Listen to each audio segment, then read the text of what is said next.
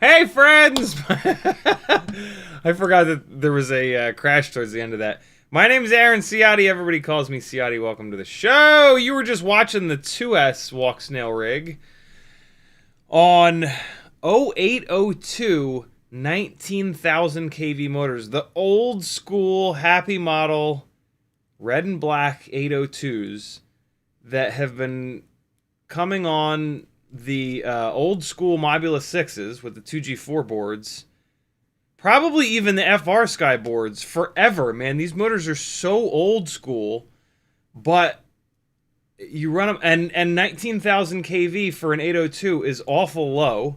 I have sold a couple sets of these motors to folks doing, is it Race Gal? No, it's not Race Gal. It's Underground Whoop League, the spec Underground Whoop League setup. It's a heavy 75mm build, but it's a spec racing series, which is amazing. And yeah, I've always kind of said that these motors are worthless. I'm so sorry. But yeah, now all of a sudden they've got value. Sorta. The 1mm motor shaft is not going to last super long, I don't think. Which kind of doesn't matter because the frame broke already. This is a BetaFPV 75X 2S frame with the big battery bay in here. Whoop, there it is. And yeah, I flew 2 batteries on this setup, and the frame has already broken. It broke one of the standoffs in here that holds the top of the battery, which is, I'm pretty sure that's going to be the weak point of all these frames for this 2S rig, because the battery is kind of big and fat and heavy. So yeah, I will get another one of these frames and give it one more try, but not encouraging that it broke within 2 batteries. What is really cool about the 0802 19,000 kV motors on this 2S setup is that they bring the weight on this thing down all the way to what the 1S build weighs with the big old 1102 motors. So the 2S Walksnail rig has lost quite a bit of weight on these motors. that's all the pluses. And as you can see, it flies really well. I also just did a quick Instagram edit, which is up on a reel. CiottiFPV.com. There's an Instagram logo on top. Click it. Go to my channel over there. And yeah. It flies shockingly good on these motors. But on... So these are 0802 19,000 kV. On the... Here comes some more. Hold on. Oh, no, these are the 1002s. Well, for the sake of argument here, here's what it flies like on the next set of motors I'm going to talk to you about, which are the 1002 motors. Yeah, great because it's lightweight. Runtime was completely fine, so the motors weren't getting too hot, which is wild because on 1S these motors could not handle it. But yeah, the extra 2S voltage is keeping them nice and cool. Yeah, over 3 minutes of runtime, pretty much the same runtime as the next motor, the one that you're watching right now. So yeah, if you've got an old school set of 0802 19,000s, don't throw them away. Hang on to them because they do work on this build. And if you want an ultralight 2S Walksnail setup, yeah, they work completely fine. Or if you were going to do like a 2S analog setup, I don't know why you do that, but if you were going to do that, yeah, these motors would work for that. Again, the 1mm shaft is not going to last super long, but you get a little bit of use out of them.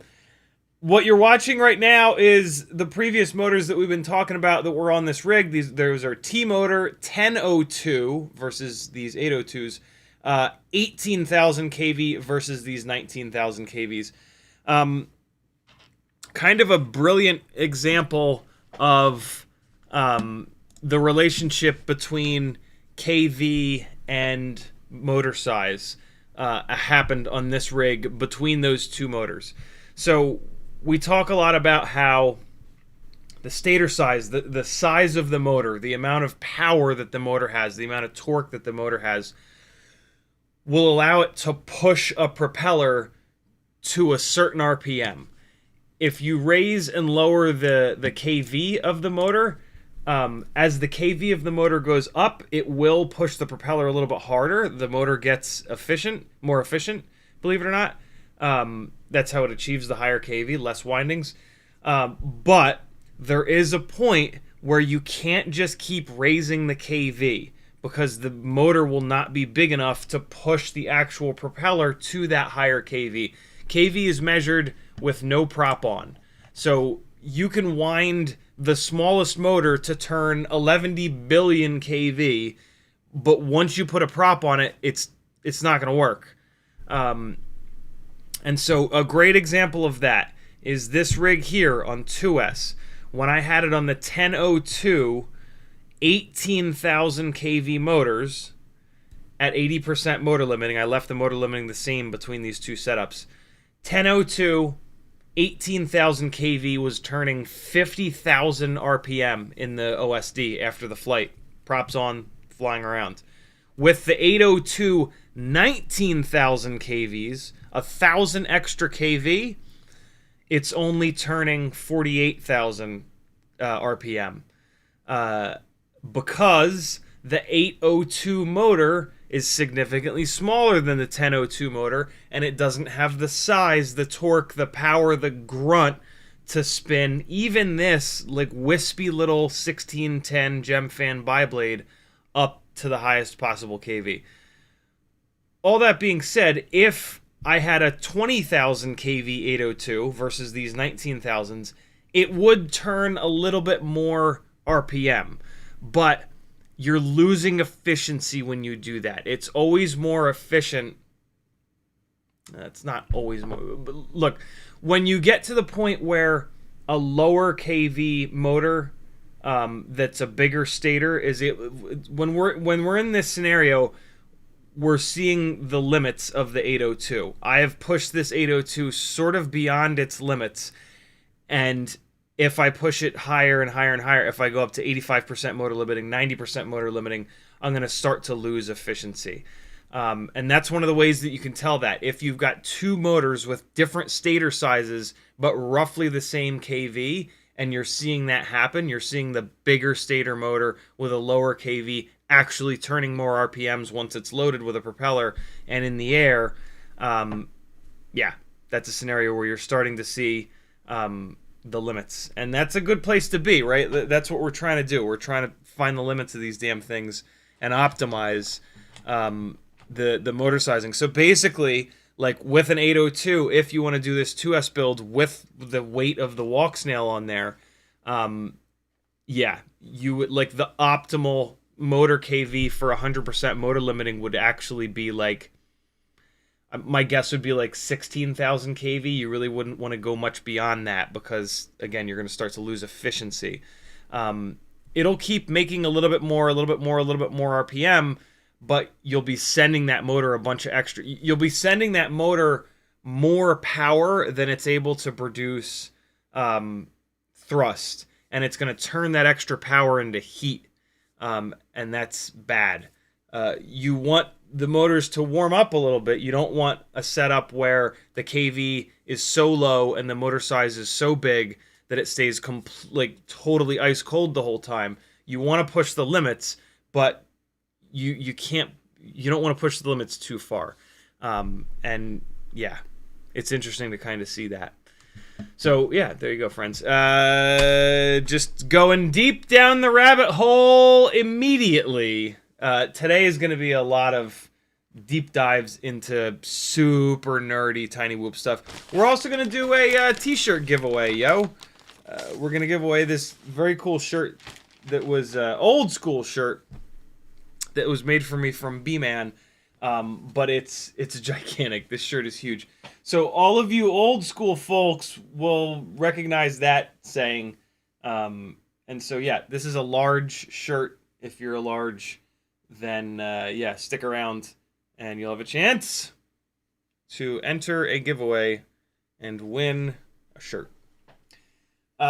When I feel like the YouTube chat used to it used to scroll me to the bottom a lot more often than it does now, and when it used to do that, I would scroll back up and I would go and I would say scrolling, and apparently I said that a lot. Because one day I got a t-shirt that said scrolling on it. And then that kind of made me stop saying that, I think. Because I try not to say, like, the same things over and over and over and over again, you know? I live stream for 10 hours a week, so I try to mix it up as much as I can for you guys. So, yeah, there's that. Nothing wrong with that. I appreciate you guys calling me on stuff like that. It helps. I don't like when I watch another streamer and they say the same thing 7,000 times, which is why I don't watch streamers that say let's go, which is why I don't watch many streamers, because all anyone says over and over and over again is let's go and locked in, and I swear to God, if I hear one more person say either one of those things, I'm not going to do anything, but it's going to make me angry. Don't be that person. Don't say those things. In the chat, Bad was first. Bob Bruce was next. Notice, Northern Tier. Cloudhopper, Tom Johnson. Cole Powers, Crom, not applicable. Douglas Otwell. Hockey Rounds, V Pro. WeBleed FPV, Frank Nicholas. Caleb. Apache Smoke. Troy Prelog. Usgen. Usgen? I wonder how that's pronounced. Striker, Dave S. What's up, everybody? If you want the Gangly Man to say your name, come into the chat early and say hi.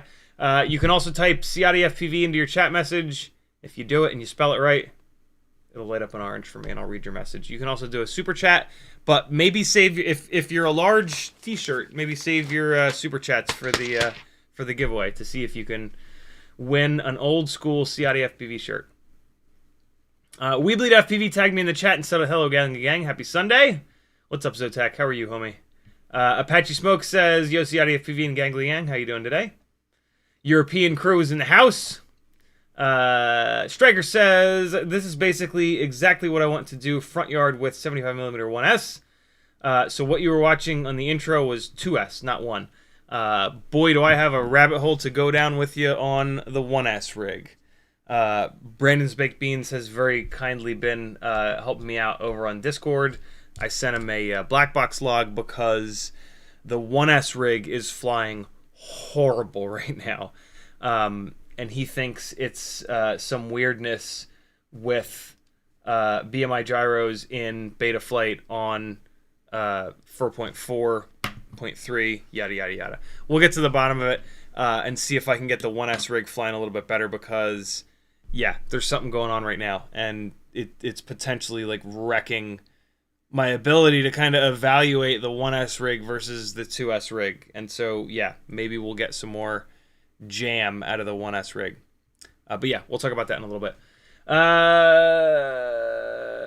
Striker also says, what are your thoughts on the RC and Power 702s, 27,000 and 29? Can't really speak to them. I haven't personally tested them, so I don't really know.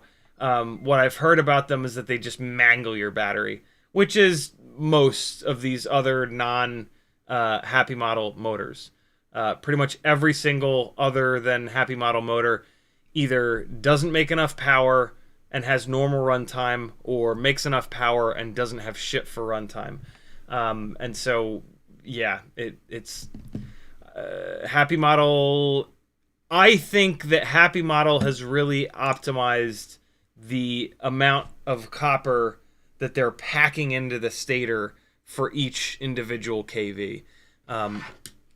That's just my personal opinion. That's not based on a whole lot, but I think we're starting to see that with some of the motors that Butterfly FPV is unwinding and measuring. And it's also kind of the only thing that makes sense. I guess you could also argue that, like, maybe they have a tighter air gap. There's a couple of different things that can cause motors to have more power and more efficiency. But personally, I think it's that they've really figured out how to get the most possible copper onto the stator. But I think in the next few months, we'll really get to the bottom of that with some of the testing that a couple of folks in this hand-winding Tiny Whoop Motors Facebook group are kind of figuring out. Rockroller says, hi. WeBleed says, we just dropped 802 21,500 kV. That's low. I guess that's for the racers. WEX style? What's WEX? With knurled shafts and working on 1.5mm shafts also. They're called BorgSlayers. Very cool. What's WEX style? Is that WeBleed EX, as in the one-piece lightweight bell? That would be my guess. Parkour Guy says, when do you think the 3D print streams will come? Found a really cool open source project called Gritify. Has over 2,000 projects of different modular bins and holders for anything. I still don't have anything that needs 3D printing, so it's still just sitting over there. I've got so much going on. Don't hold your breath for it. There's just a ton of stuff going on right now. I am in a half decent place mentally, that I've been able to start getting caught up on stuff, which is great. But yeah, unfortunately, no time soon. There's just so many really interesting Whoop projects going on that I'm trying to keep the momentum, sort of going with. And you know, it's summertime, and so I also do want to start flying outside a little bit more. So yeah, basically, to be honest, until there's something that I want or need the 3D print, I think it's just going to kind of hang out over there.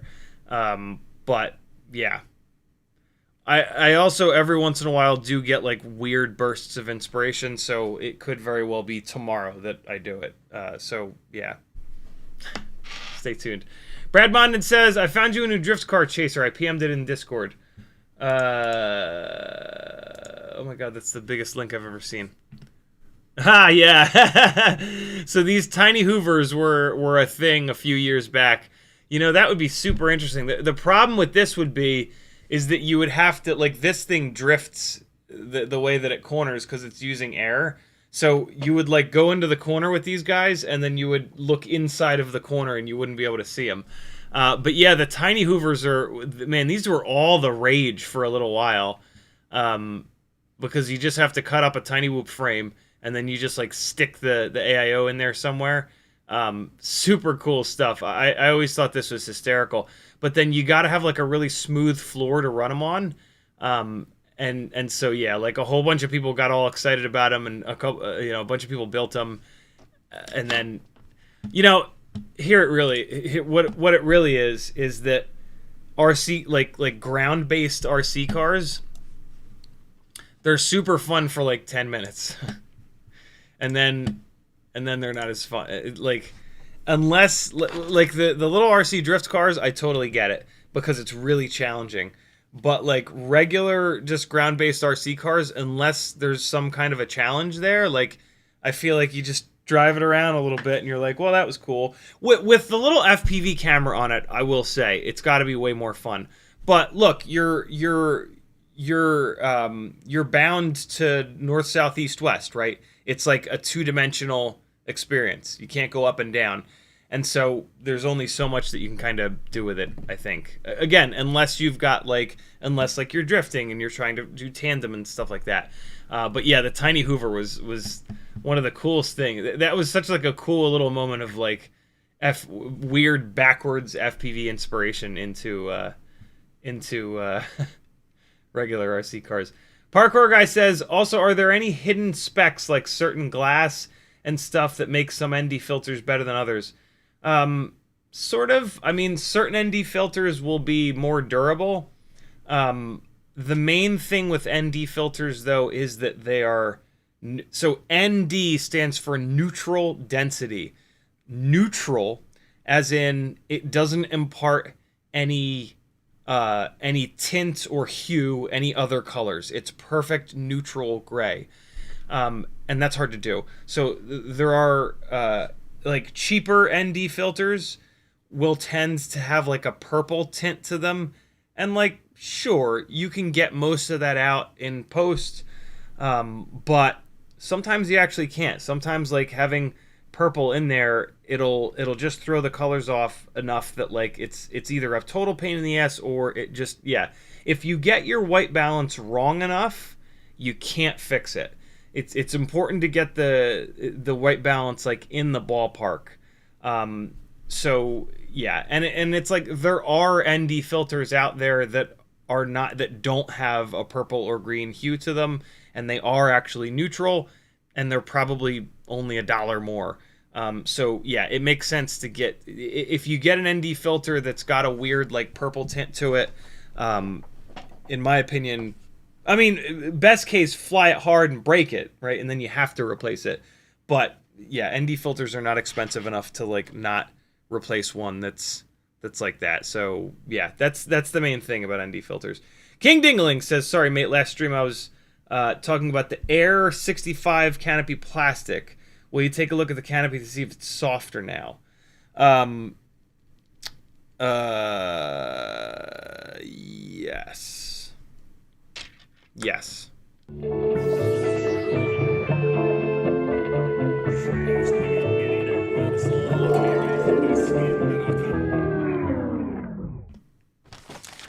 What a segue. What a segue that was. I've got a box. I got 2 boxes actually. Let me do this other box first. This is a box from Rotor Riot. I for whatever reason did not get my volunteer t-shirt this year while I was at Rampage, and so I'd messaged Stacy and said like, hey, were there... So I have every single Rampage volunteer t-shirt from every single Rampage. I have like a collection of shirts. I have the orange, I have 2 orange ones from the very first Rampage. The next Rampage, there were 3 different ones. There was like a teal, a yellow, and a purple. There was like one for volunteer, one for staff, one for something else. I have all 3 of those. And then last year, I think it was a black shirt. And so, yeah, I have a collection. And now the collection is complete again. So, yeah, that's pretty awesome. Shout out to Rotor Riot for hooking me up with this, even if they have unfortunately joined all of the other companies that are supplying drones to the military. I don't like it, but Not a whole hell of a lot I can do with it, and do about it, rather. And, like, you know, everybody else is doing it. Yeah. I don't know what to say about that whole situation. I wish that they weren't. I wish that they weren't. But can't say I blame them for doing it. Because everybody else is. I don't like it. I definitely don't like it. They sent me a couple stickers. Can't put the toothpaste back in the tube, as Joshua said. Rightly so. They had a bunch of these Dogcom batteries for like $1 each, so I snagged a bunch. Wait, no, this is the Rotor Riot box. I'm sorry. In the other box, there's a bunch of battery straps. Rotor Riot sent me this Dogcom battery strap. That's cool of them. Getting all mixed up. They sent me a couple of sets of 65mm tri-blade props. I think these are the thing. I have a feeling that I didn't get a. They have bags for volunteers with like different stuff from the bags that you get as just somebody that goes to the thing. And I feel like I didn't get that goes to Rampage. And yeah, I feel like I didn't get the volunteer bag that had the t-shirt in it and this other stuff. So I think that's what they're hooking a brother up with. So yeah, these are great. These are actually really, really nice. 63mm is 2.5 inch. 63mm, yep, 2.48 inches. So yeah, these are going to be good on those ultralight, like naked GoPro carrying rigs. I would say that I'll run these on the cyclist chasing rigs, but now that the FAA is giving us up to 400 grams while flying over people, I don't think those rigs are going to stay together. I think those rigs are going to get pulled apart and dropped into 3-inch box frames. I'm just waiting for some 3-inch box frames to get built. Maybe even 3.5-inch box frames. From 250 grams to 400 grams is a lot. Extra 150 is quite a bit. So yeah, we'll stay tuned there. I'm just gonna hoard these like a proper hoarder. A couple of sets of GemFan long range 5126s. I don't even think I knew these existed. These would be for like an ultra lightweight 5-inch rig. 5126. Interesting size. Set of HQ R36. R as in racing, I think. I think this is a racing prop. 3.6 pitch racing prop. Interesting. And then a set of the HQ... which are these? I forget. Are these the J... I think these are the J37s? Hold on, let me see. Come on. No. R6. These are R6. Betaflight branding. Look at that. That's kind of cool. Is that what this is? R6? Did I just say that? R6? R36.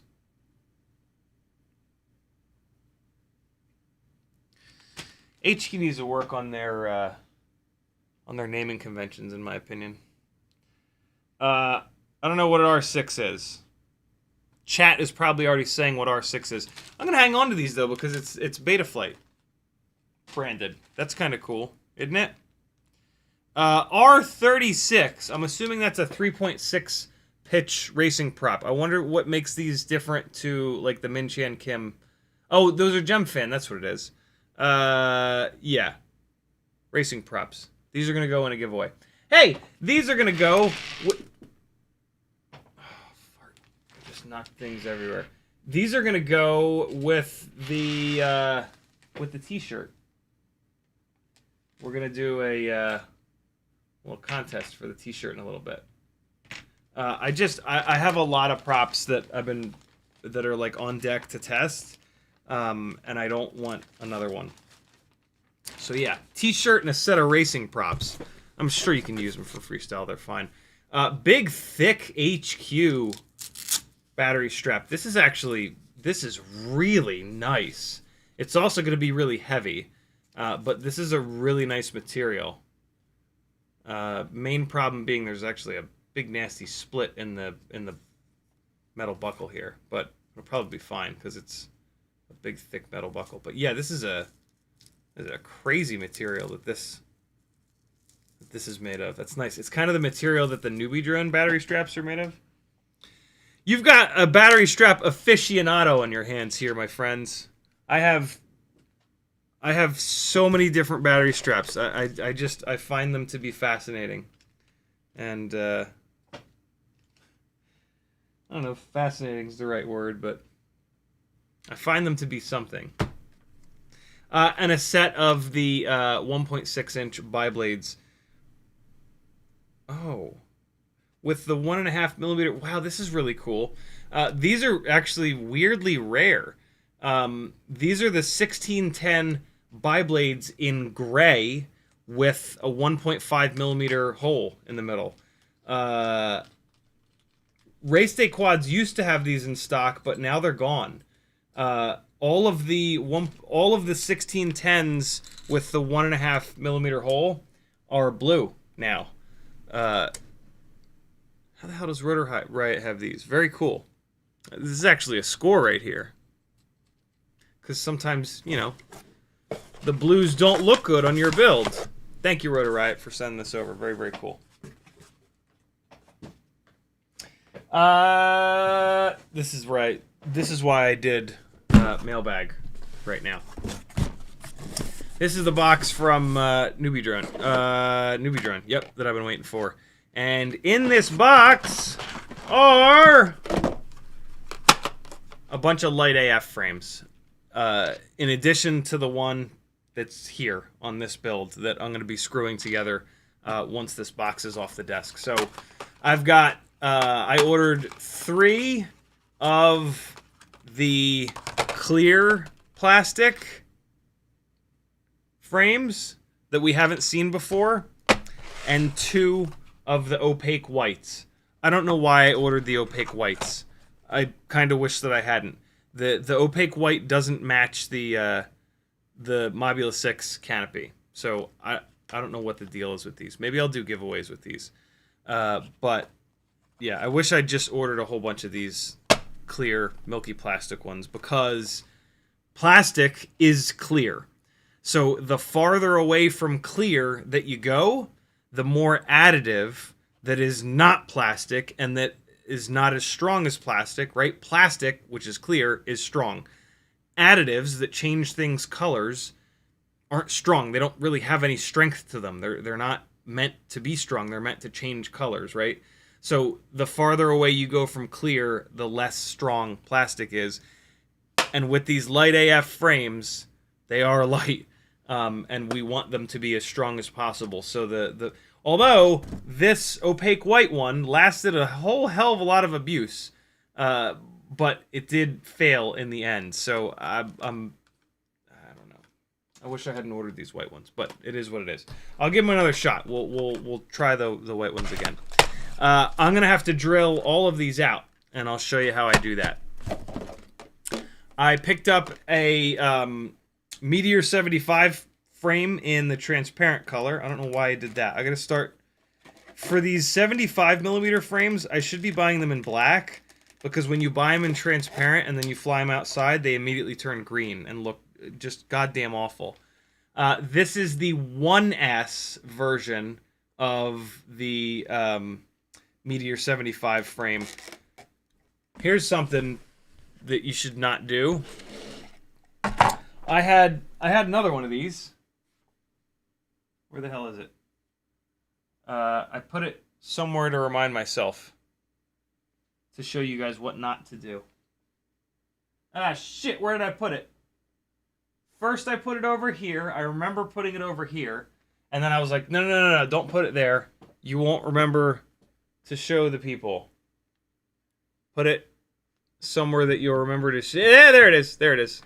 Put it somewhere that you'll remember to show the people. Let me make sure this is the same frame. Yep. All right, so I had one. I forgot. It's a happy ass accident.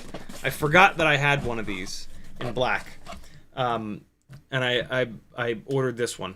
I'm really lucky that I ordered this one because last night I took a look at this frame. All right, so here it is.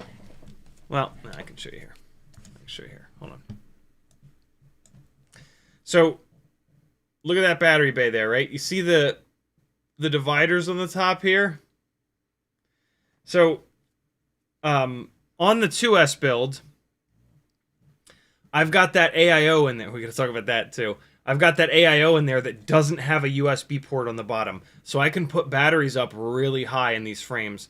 So I took a look at the black one the other day and I was like, you know what? I bet you these little 2S 300 mAh batteries will fit in here if I cut this top set of supports out. So I did that. I cut that top set of supports out. See it? But it's too small. It's not quite big enough. And so I wrote fail on it. Because this frame is now completely worthless. There's absolutely nothing I can do with this frame. Because there are no batteries that are this size. The 2S 300 mAh batteries are like the thinnest that we've got. This is now too tall for the 451Ss, but too narrow for the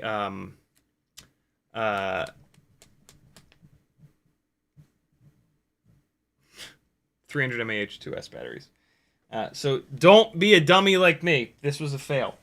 What was not a fail, though, is the Mobula 7 V4 frame, which I did that exact same thing to. I cut that exact same part out of, which is this, and you can even see it's a taller, right? You can see how much taller this is in here. So yeah, this is a 1S Mobula 7 V4 frame with those supports removed, and this is going to be cool. This is going to be used in the 2S Walksnail rig testing, but I need to get another AIO first because another pad broke off. And I bolted on, I found in my box of stuff a set of BetaFPV 1102 18,000 kV motors that we're going to test on 2S. So the 2S rig thus far has had the T-Motor 1002 18,000s, which were awesome, in the Mobula 7 V3 frame, which was okay. I am going to take these motors off and put those little BetaFPV risers so that this frame isn't such a pain in the ass anymore. But we'll talk more about that once I get a new AIO, because the 2S rig is done right now. And then I ran it on the 0802 19,000s. It was surprisingly good, really lightweight, but it's going to go back. I prefer the 1002s, if I'm honest. And then we're going to try these 1102s as well. So similar with the 1S, we're going to try 802, 1002, and 1102. I have a feeling that the 1002 T-Motor 18,000s are the way to go. I've tried these BetaFPV 1102 18,000s in the past on the tiny lifters, and they were not very well balanced out of the box, and they put a lot of vibrations into the build, which caused jello, which is an issue that we have on all these HD small little guys. So yeah, again, super glad that I just happened to order one of these Meteor 75 frames, because I want to try this on the Jungle Gym Basher and on the 1S Walksnail build. So yeah, this is super nice to have.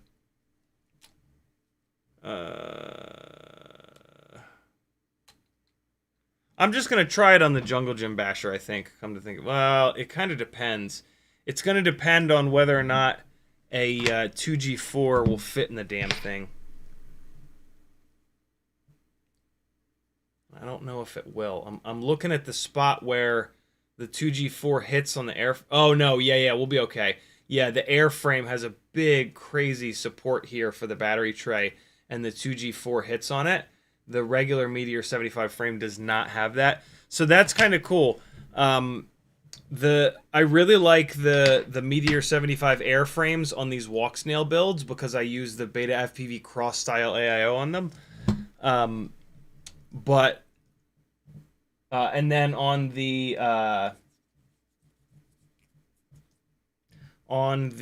analog Jungle Gym Basher, I'm stuck running the Mobula 7 1S AIO. Sorry, the Mobula 7 V4 frame. This is now another option for that, which is pretty cool.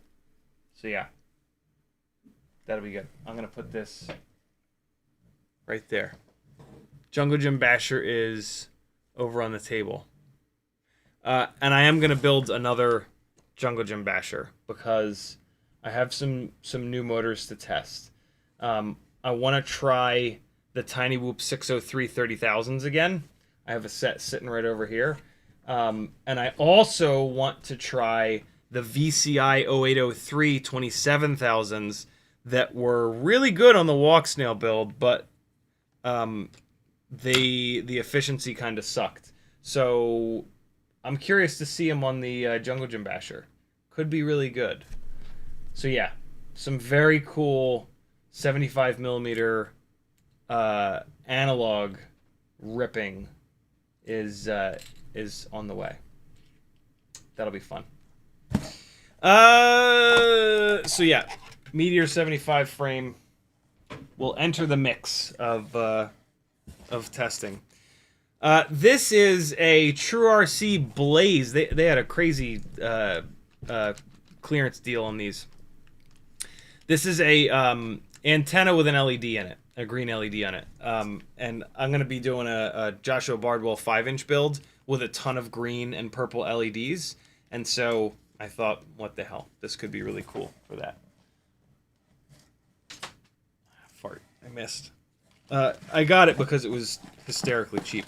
A couple of sets of HQ 3x3x3 old school propellers, but they're apparently like the best balanced 3-inch props that any of the thrust stand folks have tested. I have a bunch of these, but again, these were in the clearance section, and I was like, well, let me snag a few more sets, and then the next time I fly 3-inch, I will throw these on and see if they really are. What I don't like about these is they're kind of weak. They fold and break between the blade and the hub. But if they're really well balanced, you know, that's kind of nice. That's a nice comparison point. Some fresh BT 2.0 300 mAh batteries. These are the ones branded by Tattoo. I'm pretty sure that Tattoo makes all of these for all the different companies. I could be wrong, but I don't think I am. I've had a bunch of my 300 mAh BT 2.0 batteries really start performing like ass lately. And I think I'm getting to the bottom of what's going on there. I think it's these 2-minute runtime builds, as we talked about 2 days ago. And so I've actually been doing some battery testing over the past few days. I want to take a look at, I want to try to figure out how to test the longevity of these Tiny Whoop batteries. And I think I might have figured out a way how to do it. I think there's also a chance that it won't really work. But we'll talk. Let me get through the rest of this, and then we'll actually dive into that. They had $1 per Hack RC little battery straps, so I snagged a couple because it's hard to find these short, thin micro battery straps. So yeah, whenever I see them, I grab a couple.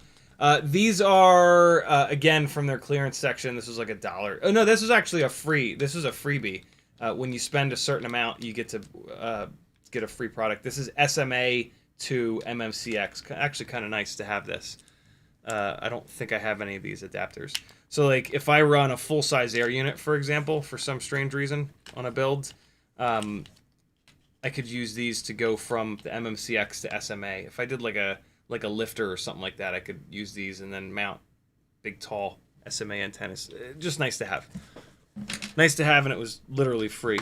And then the last thing in here is a set of motors, believe it or not. For the longest time, I've been looking for... the 1404s are really decent, but I think that 1405 or 1504 or 1505 is like the god motor size. It's just that nobody's been making... Those motors have been made before. Brother Hobby made a set of 1504 and a halves, but they didn't make them in quite high enough of a KV, and they were they weren't super fragile, but they were fragile. They were really cool motors, though. They actually had titanium motor shafts, which I don't think anybody else has done. So that was kind of cool. But Zing made a 1504. They didn't make it in quite a high enough KV, and then they discontinued the damn thing. These are Oddity RC, ODDITY-RC, 1405, 4800 kV. Finally, a motor with a high enough kV. This could be the perfect 3-inch freestyle motor. For like 250 grams, 260 grams, all the way up to like 280, maybe even up to 300. These would probably also work with a 3.5-inch prop, but you wouldn't really need this much RPM for a 3.5-inch prop. So yeah, these are really, like, if you're gonna do a Siren F3 build, this might be the perfect motor. Unfortunately, Newbie Drone only had 2 of these in stock. Now they have 0 of them in stock. What I will say is that they are incredibly notchy. But I think that between RPM filtering and all the advancements in Betaflight, I think that the notchy motors are actually maybe okay. I'm still super skeptical because we have such a hard time with Jello. But yeah, if I can find 2 more of them, I am gonna try them.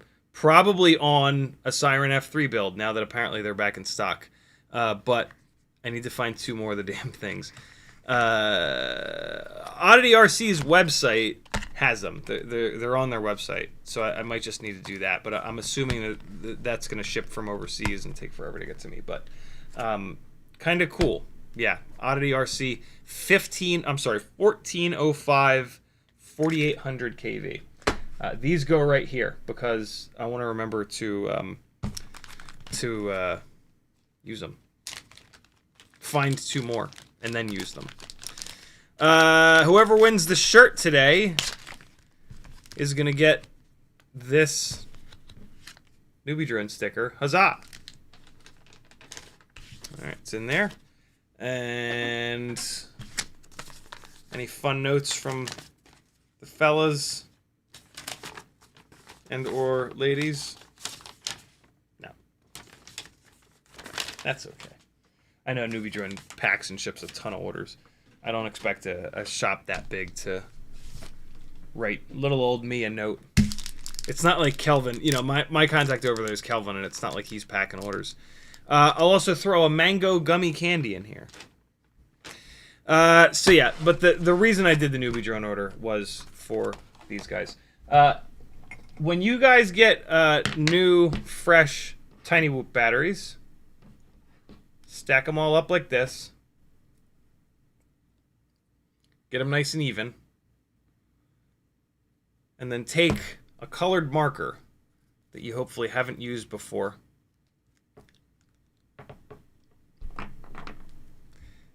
Jesus. And mark them. So these are going to be my gold tattoo batteries. Mark them up here because anywhere else you're going to rub your fingers and rub off the marker.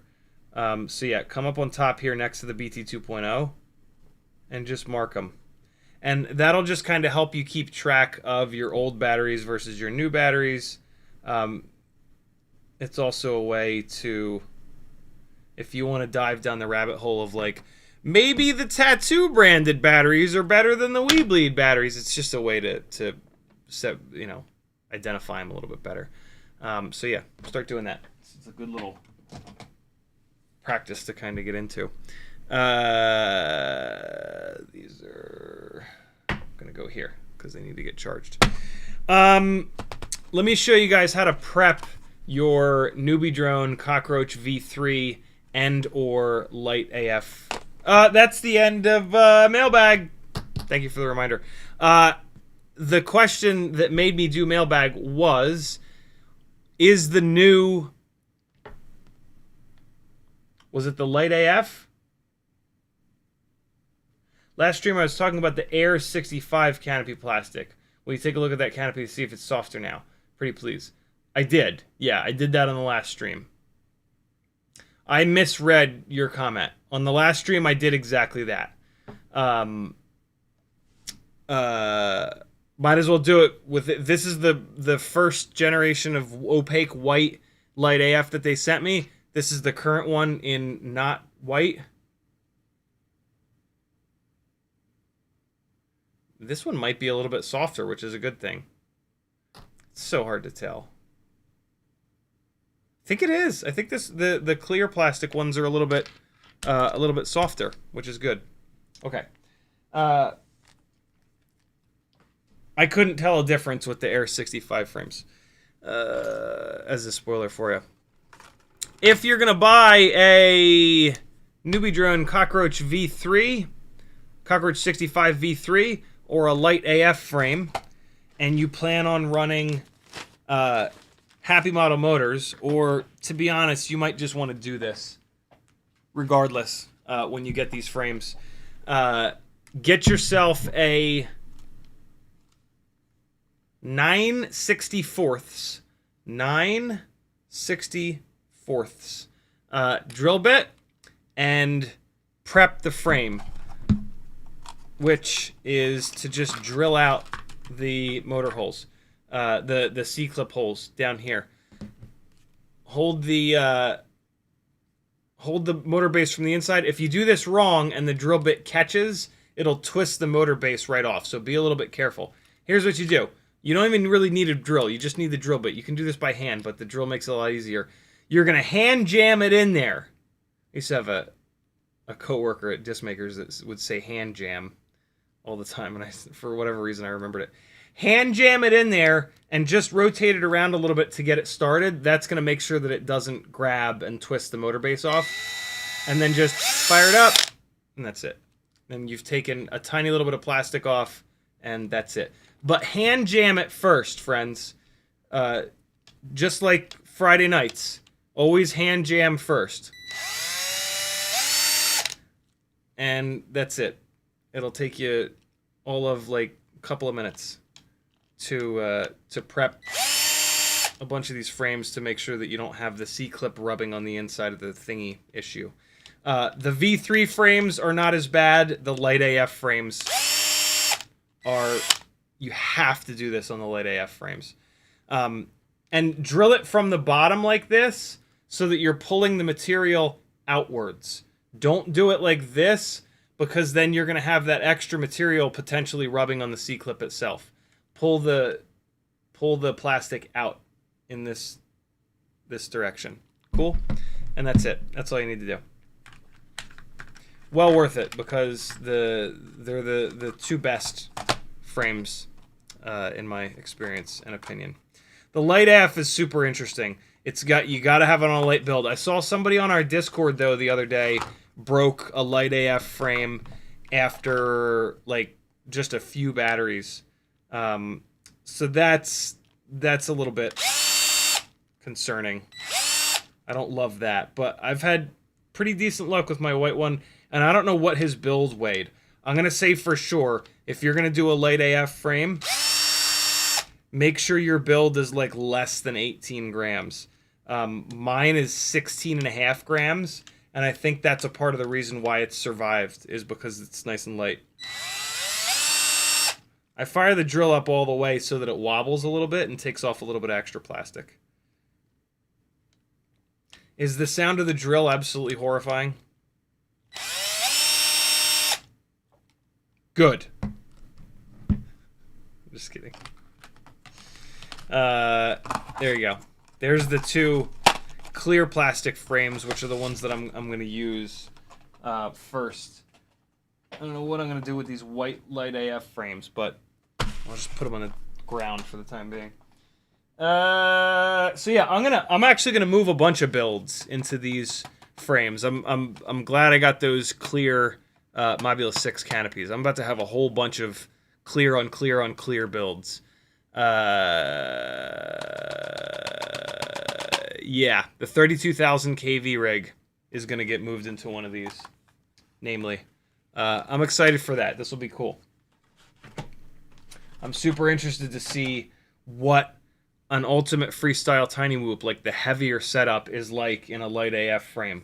I think it'll come down to like 17.5 grams. So what is it like to be under 18 grams but still have like 32,000 kV, maybe even 36,000 kV? Although I don't know about that. I think I might keep the 36,000 kV build in the heavier V3, the heavier and more durable V3 frame. Just kind of makes sense, you know what I mean? But we'll see. Maybe I lose my mind and move that over. Okay. There are little bits of plastic absolutely everywhere. Let me keep working through chat. By the way, I very subtly mentioned it before, but CiottiFPV.com is my little website with a million ways that you can support me so that I can keep testing this stuff to give you guys all the good info so that you buy the right thing. Streaming schedule and YouTube link is here. Patreon, as it says, definitely does help me the most. For $3 a month, which is only 10 cents a day, you can jump onto the Patreon. You're going to get email notifications of all the live streams and all the extra stuff over there. There's a bunch of technical articles on that website. There's a private YouTube playlist you're going to get with 80-some videos, sketchy flying, half-done edits, Patreon-only live streams that we've done, lots of good stuff. You'll get access to the Facebook groups. You'll get full Discord access. And we're going to be doing more cool stuff on like the Discord groups that are Patreon only. There's like Toothpick and Whoop Patreon only Discord text channel that's like got really cool stuff in it and me screaming and yelling about breaking the AIO on the 2S Walksnail build. And then a whole bunch of Etsy, where you can buy some fun stickers and random hardware. Teespring, where you can get some cool shirts. Fiverr, where you can work one-on-one with me to really get good fast, or just message me and we'll plan it out, schedule it out. And then a whole bunch of affiliate links. Use affiliate links, my friends. Change your bookmarks, change your URL bar auto suggestions to affiliate links, and then you don't even have to think about it. It's free money for content creators, and then they can do a better job and help you not buy garbage. It's a self-sustaining ecosystem, my friends. There's a quote from a movie that starts with self-sustaining, but then it's more S words. It's like 4 S words in a row. Self-sustaining. Back to the chat. Notice says, what would be a better frame than the BetaFPV 75X for that build? That was at 3:15. It's now 45 minutes later. I'm not sure which build you're talking about, Notice. But if you're talking about the 2S build, I don't know yet. I haven't tested the frames thoroughly enough. The Mobula 75 V3 has been durable, but the 2mm tall motors sit really low in the frame, so you kind of have to run these risers, which I haven't tried yet, so we'll see how that goes. I'm gonna need longer screws for those risers. I don't know how that's gonna work, but yeah. And then the Mobula 7 V4 frame I haven't even tested yet, so I really don't have the answer. At the moment, the Mobula 7 V3 frame is the one to have for some other reasons that we'll talk about in a bit when I get caught up here.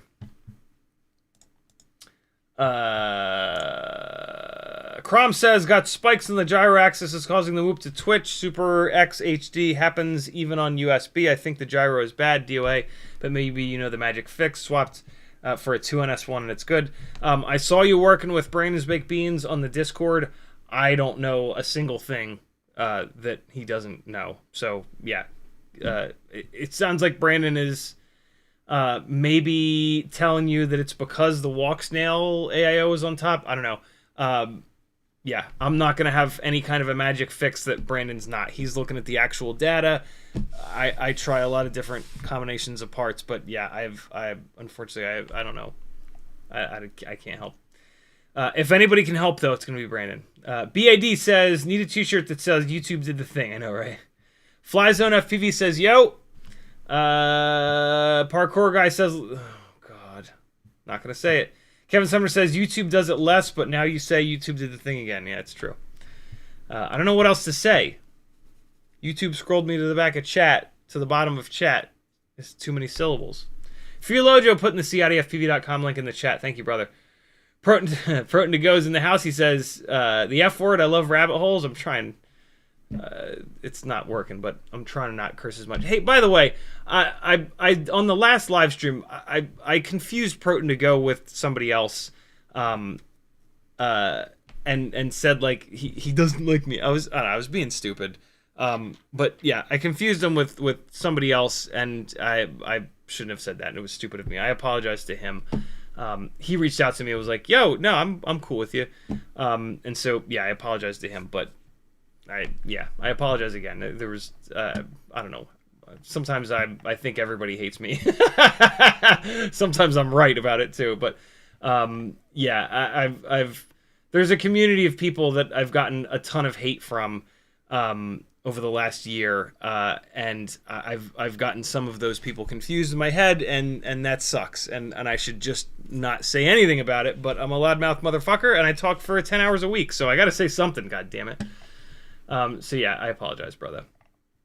Thanks for hanging out, though. I am way behind on chat, so for like 3 minutes, I'm gonna go fast through the chat, and then I'm gonna get to a good question and just lose my mind. Ready? Notice with a $5 super chat. Thank you, brother. He says, yoink is the opposite of yeet, i.e. the Lord yeeteth and the Lord yeeteth and the Lord yoinketh away. I didn't know that. I didn't know that yoink was the opposite of yeet. I'll ask our 14-year-old Azalea that, and I'm sure she'll sigh. Brandon's Baked Bean says, just to be clear, I don't know if I'm helping anything at all. I just want to make it easy to tune and then move on and tune it. You'll see. Brandon, I'm sure that you're making it better, man. You are incredibly knowledgeable with tuning. It always blows me away. I've gotten really good at tuning by ear and by sight, but there are situations where you have to use black box, and maybe someday my engineering brain will be strong enough to actually understand black box tuning. But yeah, Brandon, thank you, brother. WeBleed says yes. I wonder what I was talking about at 3:21. Parkour guy says, liftoff micro drone sim has a tiny hoover just to try for fun. That's awesome. Good for liftoff. That's super cool. Striker says, if you boycott Rotor Riot, why aren't you boycotting Getfpv and Raceday quads? That's all it is, in my opinion. Yeah, it's true. At this point, pretty much all of the resellers and or the manufacturers are either either knowingly or unknowingly sending big orders of bind and flies to places in the world that, I mean, just right there, somebody orders 10 or 20 or 100 bind and flies. Are you really going to ask questions? Are you really going to send a follow-up email to them and say, hey, you're not using these for bad things, are you? And then are they really going to reply back with, well, yes, we are indeed. We are using them for terrible things. They're going to either not respond at all. First of all, the email's not going to go out. Like, it's just not. You're not going to send out an email in response to a $10,000 order and say, hey, I'm not sure if I want to take your money. Right? I wish that resellers did that, but that's a pretty unrealistic thing. Yeah, it's just one big shit show. The toothpaste is out of the tube, and we can't get it back in. And so are we really gonna like get that upset about the last company to kind of do it? On one hand, it's kind of like, well, kudos to them for waiting this long, for holding out this long.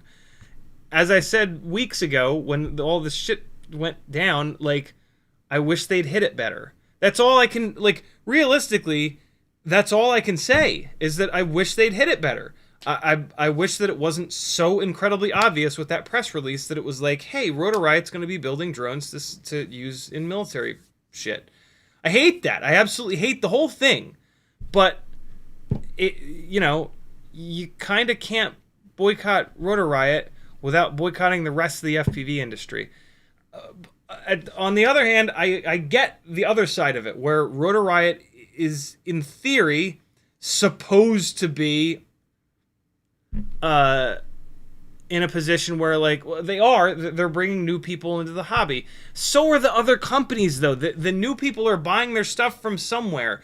Like, Rotor Riot has a little bit more of a, you know, like, hey, they're the big YouTube personality, which is why I wish they'd hit it better.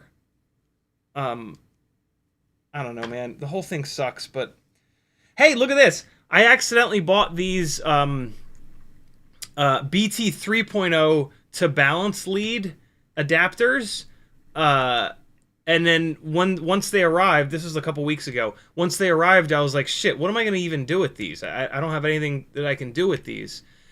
The other day, when I opened up the Emacs rig, it had this little USB charger that has 2S balance lead ports on it. I can now charge 3 BT 3.0 batteries at a time. Happy fucking days! Everything is meant to work out in your face.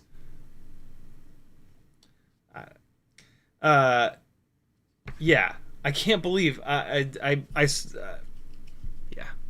Sometimes things just fall into place, my friends. Sometimes, you know, it all just works out.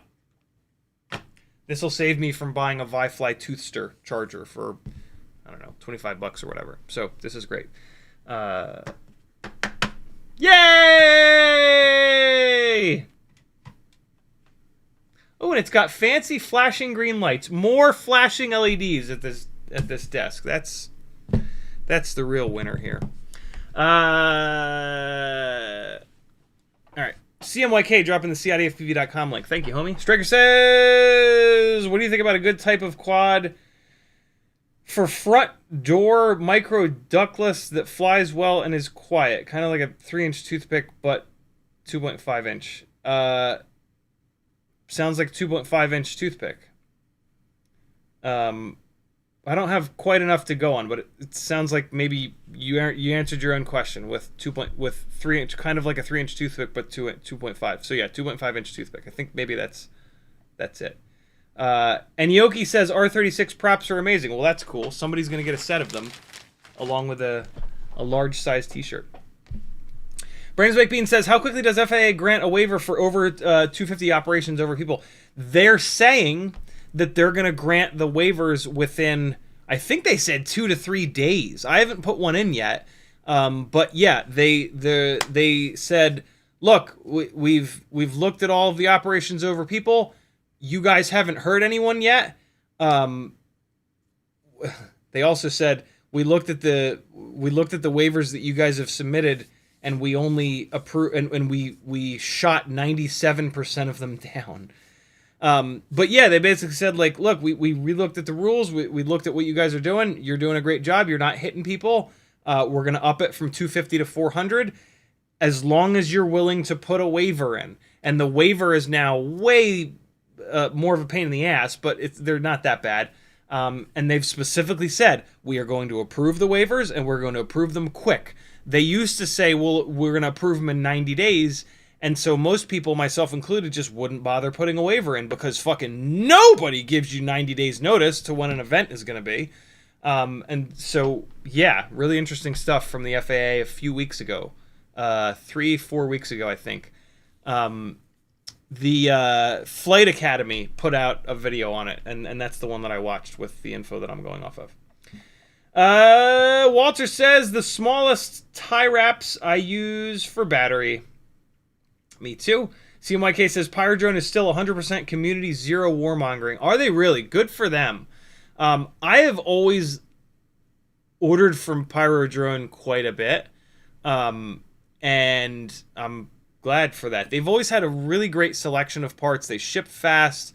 They don't have an affiliate program. They kind of have an affiliate program now, but like it's a weird one. And so yeah, that's really good to know, CMYK. Thank you for that, brother.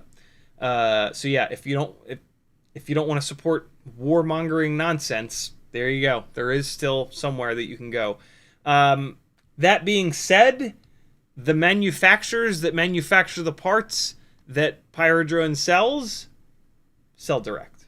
So your hands are still dirty, but at least you're not supporting a manufacturer and a reseller, I guess. I don't know, man. It's a nightmare. Striker says the Beta Cross AIO will fit the Mobile 7 V4. Yep, the Beta FPV Cross style AIO will fit any frame. Juju says, what would be the best motor and frame for a 3-inch Walksnail build? I have no idea. I haven't done one yet. And there is no such thing as best. There's just different. There are bigger motors that'll be heavier but more grunty. There are lighter motors that'll have potentially a better power to weight ratio but be more floaty.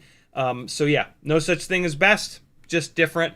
A really good choice in sort of like a middle of the road motor for a 3-inch build is going to be the T-Motor 1404 4500, maybe 4600 kV. That is a great motor.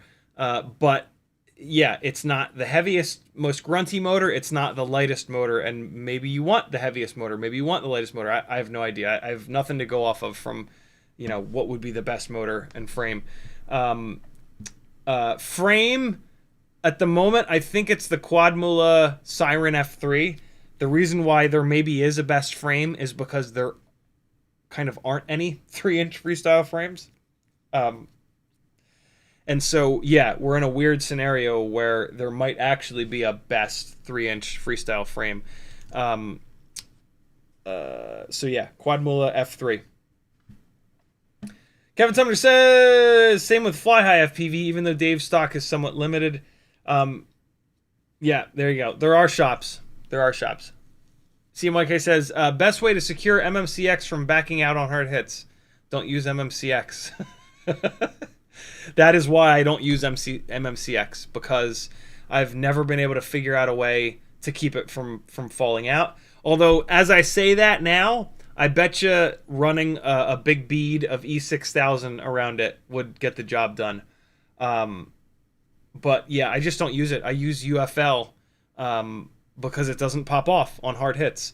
And then I'll do like a UFL and then a piece of shrink wrap over it, or on the tiny whoops I do a little blob of E6000. But yeah, I bet you MMCX with a full bead, you're going to have to run the E6000 all the way around. On the UFL, you can just put a blob of E6000 on one side and that's totally sufficient. But on the MMCX, you're going to have to run an entire bead all the way around 360. Because yeah, those MMCXs love to just pop out. Zabluga says hi. He also says, where in Europe can I buy Prop Hopper?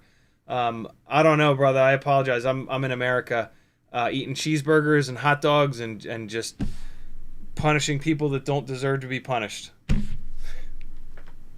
Yeah, I don't know where to buy anything in Europe, really. Can I get a channel says what's up? I do have on my Discord, though. There's a text channel called... It's in the Patreon section, so you're going to have to give me 10 cents a day to get access to it. All FPV retailers is the text channel in the Patreon-only section of my Discord, and that is a gigantic list of resellers. So maybe there's a couple new resellers, and then you search for the item that you're looking for, and maybe you can find it. Brent Anderson says, canopy not frame. In reference to the Air 65. I don't have the canopies. I don't like the canopies. So yeah, I have no idea. Yeah, I don't like those G-string style canopies. They can go to hell. Sorry, brother. Walter says, let it run the other way. That was at 356. I don't know what that's in reference to. Notice says, the little piece of foam in the Cockroach V3 frame, that's supposed to go under the motors? No, under the frame. On the very bottom of the frame. But I don't like it because it can touch the motor shaft. So don't use it, in my opinion. Yeah. It's supposed to go under the frame so that if you land on something like fragile, you don't scratch it. But no, you're fine. King Dingling with a $5 super chat. He says, thanks, I'll have to check. Looks like I missed it. Finally, a G-string canopy that might last. Sorry, King Dingling. Yeah, I don't use those G-string canopies. I am anti G-string, as you should be as well, in both FPV and the beach. CMYK dropping the CiottiFPV.com my mouth. Thank you, brother. Notice says thank you. You're certainly welcome. Walter says F them. Orf BTW says, I'm ordering on AliExpress and there isn't the Cockroach and Lite AF for 65mm. What other frames would you recommend for Mob 6 2024? I would recommend the Mobile 6 2024 frame. It's one of the best. So yeah, stick with that frame, and it's okay. It's not as good as the Cockroach frames, but it's okay, and it's one of the best for sure. So yeah, just stick with the frame that it has. Maybe pick up an extra. I don't even know if you'll need an extra though, because it's a really durable frame. BetFPV says, just curious, are you completely giving up on 65 Walksnail? Not at all. No, the 65mm Walksnail RC car chasing rig will stay together forever. And then this sitting right here next to me, because I wanted to talk about it, is the 65mm Walksnail freestyle frame. I've spent hours and hours and hours and hours over the last couple of days taking my 300 mAh 1S BT 2.0 batteries and running them through my big boy charger to take a look at the internal resistances to try to figure out. All right, so this is on Friday's live stream. I talked about an experience that I had way long ago where early days of FPV for me, I pushed 2S beyond its limit, and I had these toothpicks that would eat the batteries that I was running in 2 minutes. And I would notice that the batteries would come off really hot and the batteries would not last very long. 2 minutes runtime, and basically what I realized is that 2 minutes runtime is so short and you are hammering on that lipo so hard, thus it getting really hot, that it damages the lipo. And you end up just killing those lipos in 10 or 15 cycles. Not killing them, but the internal resistances get so high that they start to perform like ass. They'll keep going, but they perform like shit. And I've been noticing lately that my 300 mAh BT 2.0 batteries have been falling off the cliff and have really been suffering performance-wise after 10, 15, 20 cycles. This Walksnail freestyle rig with 40,000 kV motors eats batteries in 2 minutes. The drift car chasing rig is not eating batteries in 2 minutes. It's getting to like 2 minutes and 30-ish. So I'm going to leave it alone. I might go a little bit lower on the KV for the motors. Or maybe not, because 99% of the battery, I'm just cruising it around, which is why I'm getting that extra runtime out of it. So this rig, I might tear down, because I don't want to I don't want to keep killing batteries. I'm gonna fly this though. I want to take another look at the runtime on this, and I want to see if I limp this thing around the house, if I fly this like a little Cinewhoop, is it still going to demolish batteries? Here's the thing. Having a 65mm build with a canopy like this, and then flying it like a Cinewhoop, doesn't necessarily make sense. It would kind of make sense to turn this into another drift car chasing rig so there's no ducts in view. The problem with that is it's 0 up tilt.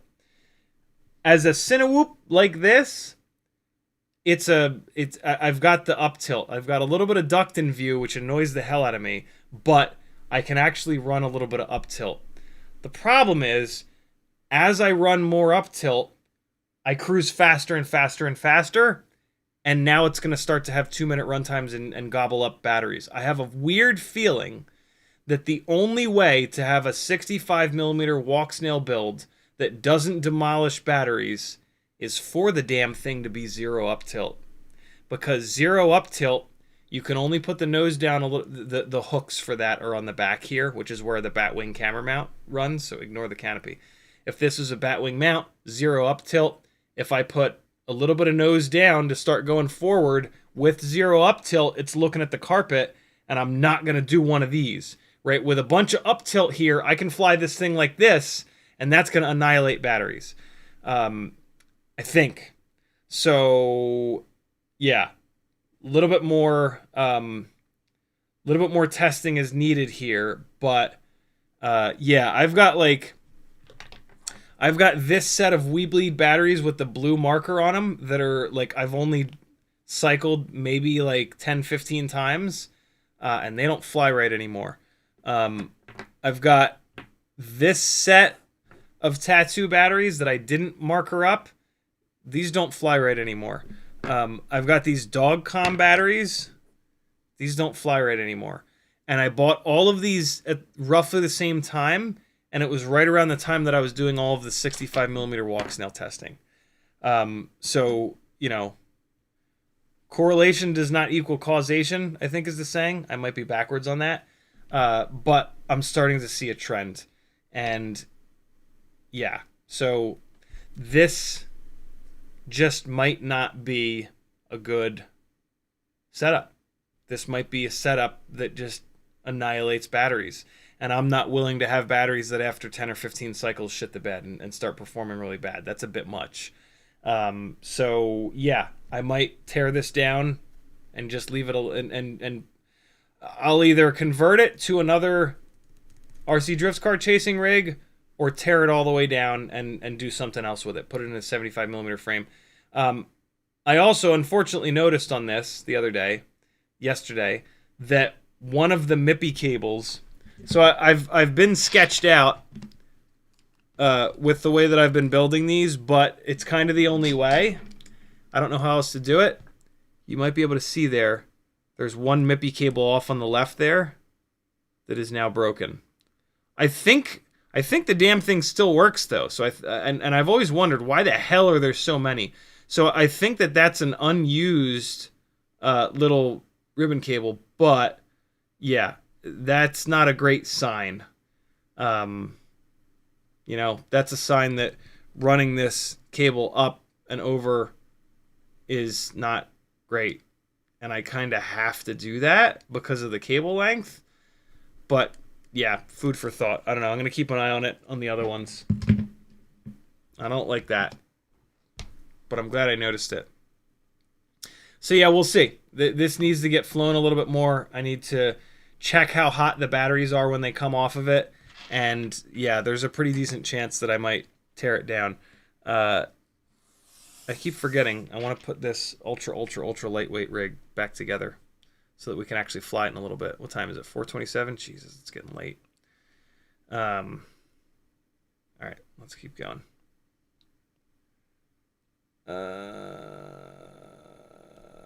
Striker says, I wish they would bring back the BetaFPV HX 115 LR frame. 2.5-inch props, flew with friends and loved it. Yeah, there are not many if any, it's hard to find 2.5-inch propeller toothpick frames. You can just use a 3-inch toothpick frame and just put 2.5-inch props on it.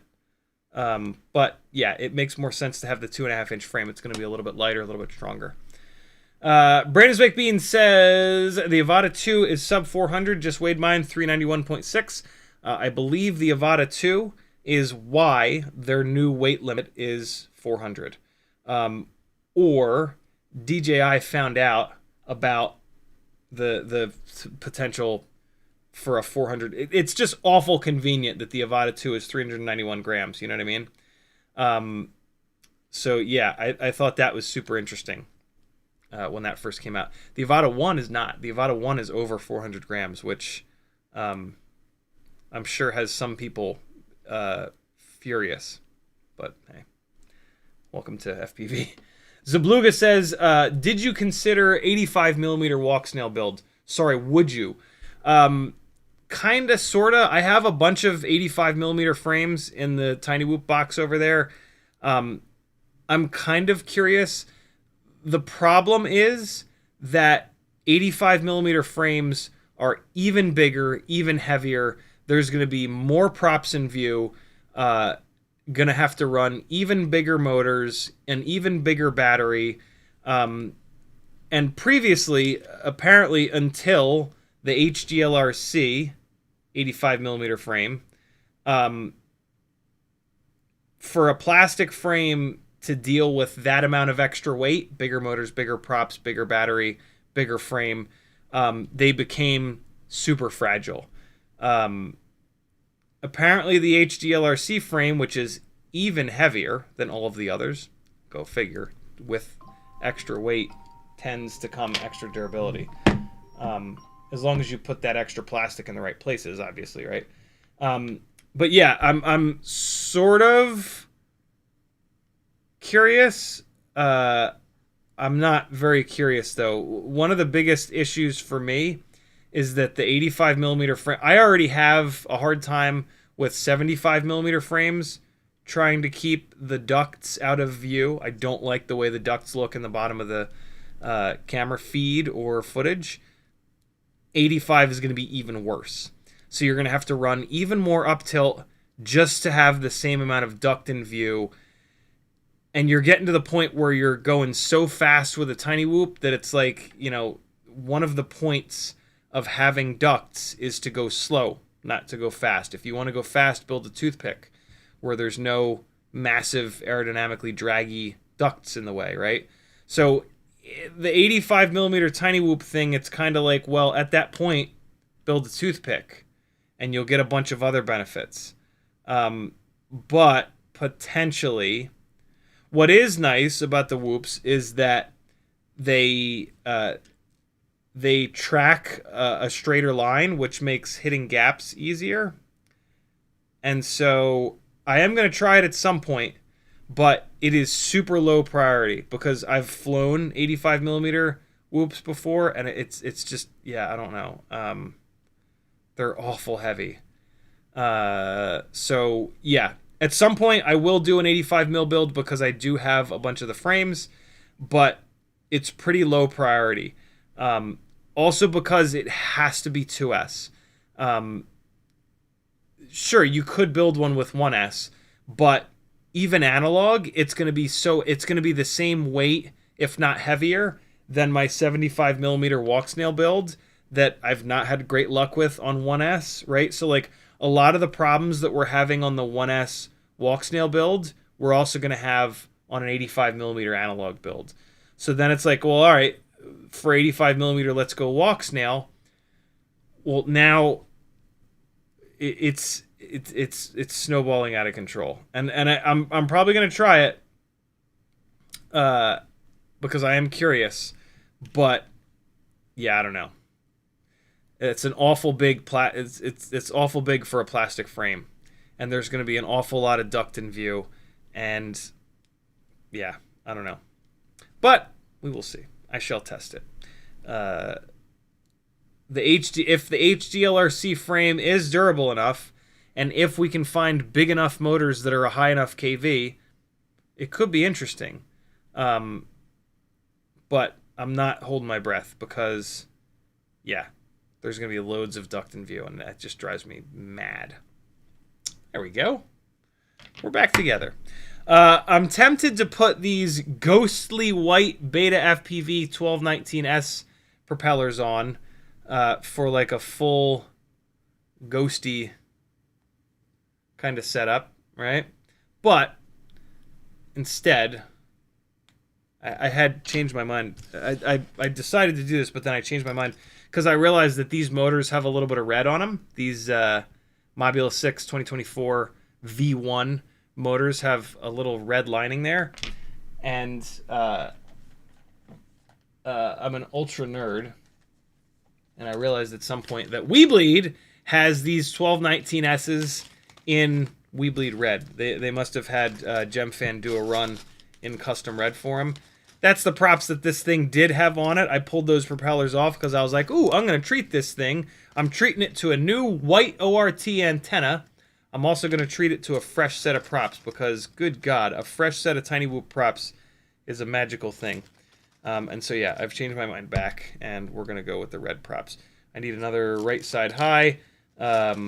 I still have 0.99 millimeter drill bits, my friends, and it's kind of important to drill these little props out just a slight little tiny amount to make sure that you don't wreck your 0702 motors. I don't have any more of the pin vices, but you don't really technically need these. It does make it easier to do this, but you can just use a pair of pliers and take a 0.99 millimeter drill bit, of which I have a bunch for sale, pass it down the center hole of the propeller just to make sure that it's going to slide onto and off of your motor shafts without ruining your motors.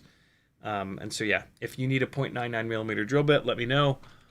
I'll sell it to you for the price of shipping. But do me a favor, get something else. Get like go to my Etsy store and find a couple of stickers that you like, or find some random hardware that I have on there that you need, and yeah, buy a sticker and a 0.99 millimeter drill bit.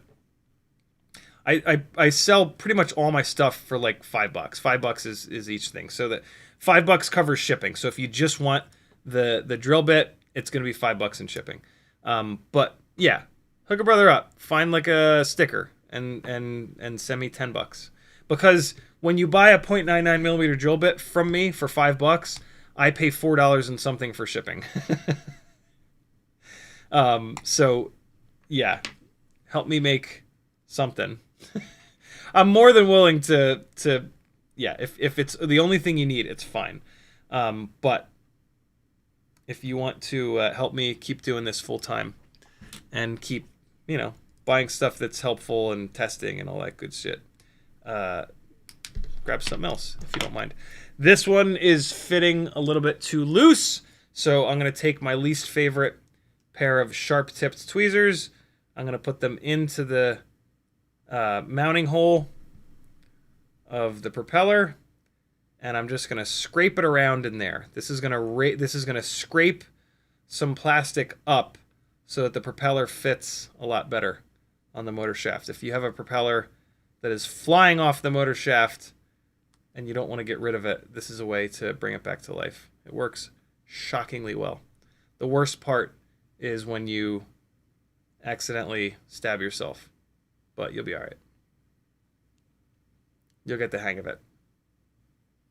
Got to put a little bit of pressure on it, which is why you end up stabbing yourself every so often. And now it fits on there perfectly. These 1219S propellers, the propeller base is a little bit skinnier, and so when you put it down on these Happy Model motors that have long motor shafts, you kind of stab yourself a little bit, which is why I keep going, ouch. But it's important to get the propeller all the way down in the motor shaft, so it's worth the pain, my friends. Keep telling yourself that as you go, ouch. There it is. It's back. It is going to be a little bit heavier with the ORT antenna. So this is the super lightweight rig. This was 16.4 grams on a horrible antenna.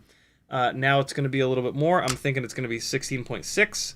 That it is. 16.6 grams. Still hilariously lightweight. It's a Modula 6 2024 version 1 with the direct soldered motors, which is why it's so light. It's been swapped over into a Newbie Drone Lite AF frame. The 180 degree BT 2.0, which is actually a little bit heavier, but it's easier to grab. ORT micro V antenna, Runcam Nano 3 camera with the old school Modula 6 canopy.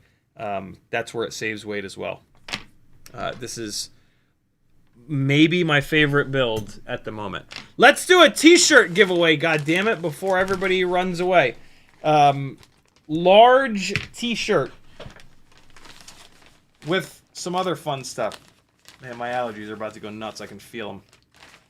Large t-shirt with an old school scrolling thing that I used to say all the time. B-Man made this for me. It's just a little too big for me. That's the logo on the back. Yeah, if you're an OG fan of the channel or you just want to look like an OG fan of the channel, this is how you get that done. Hopefully you're a size large. And so you can buy a ticket. We'll get some super chats going. You can buy a ticket to win this for $3. $3 per ticket, super chat or PayPal. Ready, go. I'll give you a couple of minutes. It's also going to come with a set of these 5136 HQ R36 teal propellers, Newbie Drone sticker, candy. Size large. If you're an extra large, this will still fit you. This is a big large. Some large t-shirts I do fit into. Most I don't. I mean, I fit into all of them, but I swim in them. Yeah. Large / extra large. Anybody want it? Sounds like somebody wants it. Juju says, is your XNova 1804 still viable for 3-inch frame? For sure it is. XNova 1804s are great motors. Those are some of the bigger, heavier, more grunty 3-inch motors. If you get those motors in the M5 version, you can run the T-Motor 3140 propellers on it. That's my favorite little combo there. Striker says, I remember you saying that the VY 1504.5s had something wrong with them. I hope they're fine. Really good motor size. They're just fragile. That's what's wrong with them. MacFPV says something. He says, long time since I've been able to watch the stream. Good to have you back, brother. Andrew Taylor says, what's your approximate time frame for the 5-inch Joshua Bardwell build? I'm thinking of getting that as my first 5-inch quad. No time soon, but Joshua has a build series. Follow along with that. It's all good. The frame is fine. Nothing wrong with it. No reason not to just dive into that build. Joshua does a much better job with build tutorials than I do. So, yeah, follow along with his and do that build whenever. Cloudhopper says, doesn't the batwing camera mount let you do at least a little up tilt? Sorta, but then when you crash, it'll kind of settle, and you really end up with like 0 up tilt. I got to dive back into that project with Timmons. He was working on mounts with a little bit of up tilt. And then I got super busy with the Walksnail stuff. But yeah, I got to dive back into that one of these days. Striker says the HX115LR was a 3-inch frame, but his buddy ran it on 2.5-inch props. Gotcha. Yeah, 2.5 is cool. Minos133 says, have you noticed any differences with props in/out testing? I've noticed no negatives to props in, which is awesome. Potentially there is the positive. I think I've noticed that when I go up really high, chop throttle and let it drop straight down with props in, just like with Cinewhoops, it just pummels straight down. I think that these tiny whoops do, just like with Cinewhoops, dive 0 throttle better props in, which is cool. The big thing, though, is that there's no negatives from going props out to props in that I've noticed. So there's a potential benefit to props in. So I'm putting all my tiny whoops on props in at this point. Dead Stiff says, put some E6000 on the Mippy for strain relief. That's a really good idea. That's a really, really good idea. That would keep it from rubbing on the PCB. Bob Bruce says, would you be interested in selling your custom 33,000 kV motors? I love them on my 75mm Walksnail build, and seems like you don't. I have them on a 65mm frame with the Gemfan 1608 tri-blades that have they're drilled for 1mm, molded for 1.5mm shaft. And I think they're going to stay there because that's a fun... At some point, I'm going to take one of these free... I think it's going to be this hammered ass 36,000 kV build. I think I'm going to pull the camera canopy AIO out of this and put it into that frame because I flew a few batteries with those on that setup and it was like shockingly good. It's like a big power heavyweight frame, which is kind of cool for 65. So yeah, I'm going to run them for a little bit. If I... Bob, stick around. If you see me fall out of love with them, message me again, and I might be willing to sell them. But for right now, I do want to try them again on that setup. But yeah, there's a chance that I will decide that I don't want them anymore. Don't hold your breath, though, because those blue iGao bells that I have on them are like the old school ones that you can't get anymore, and I have like this weird attachment to them. So yeah, I'll probably end up keeping those, to be totally honest. On the 75mm builds, I think 33,000 kV is a little bit too much. 30,000 seems to be really the max. 27,000 seems to be the sweet spot. So yeah. And they got awful hot. If you're doing a 75mm Walksnail build, 802s get kind of hot on 1S. BID, CMYK dropping the CiottiFPV.com link in the chat. Thank you for that. BID says, I tried a 0.95mm drill bit and the props are now too loose. Measured the motor shaft on BetaFPV motors and they were 0.85mm. Yeah, different manufacturers spec out their motor shaft slightly different. So yeah, you got to be careful. The Happy Model motors, though, they seem to be true 1mm motor shafts. James Reedy says, have any of us gotten... but bad, you should be able to fix those props with the sharp tipped tweezers trick. James Reedy says, have any of us gotten so into FPV that they learned to speak Chinese? Was thinking about it. I don't know of anybody that has, but man, that'd be a good idea. Just Mo's in the house. He says, just finished building my Lite AF frame. Never used bi-blades, but wanted to go for it for more flight time. Yeah, you might like the bi-blades. They're a different flight feel for sure.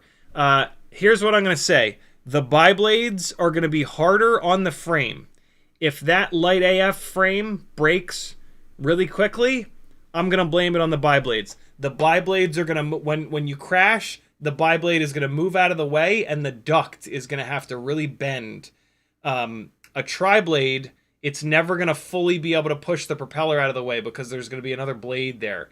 So tri-blades help frames last longer. So yeah, food for thought there. Cool. A couple people are interested in the t-shirt. Let's do it. Thanks for the support, my friends. Let me go to the raffle here, and I'm gonna open up a fresh tab.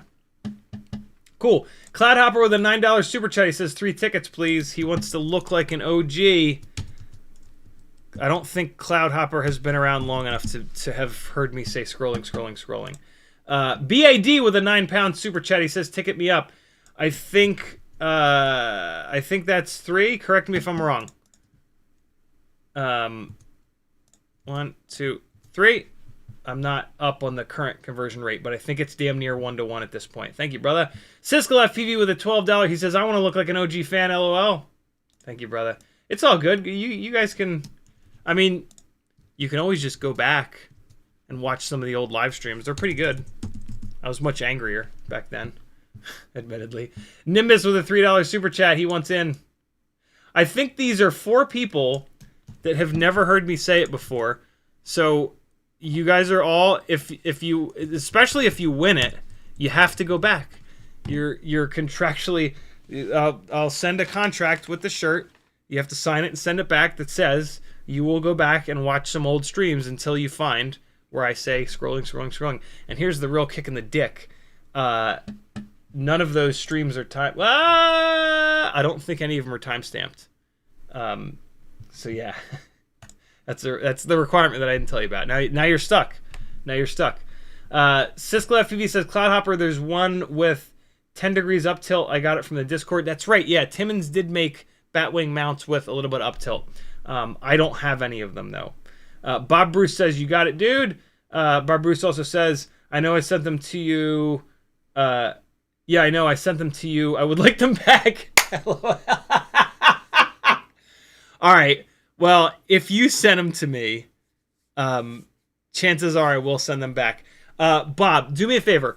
Because, yeah, I do want to play around with them with a 65mm build, but realistically, I'm not going to keep like a big, heavy 65mm build together. If you're legitimately going to use them, do me a favor. Shoot me a message on like Discord or somewhere and say, and I'm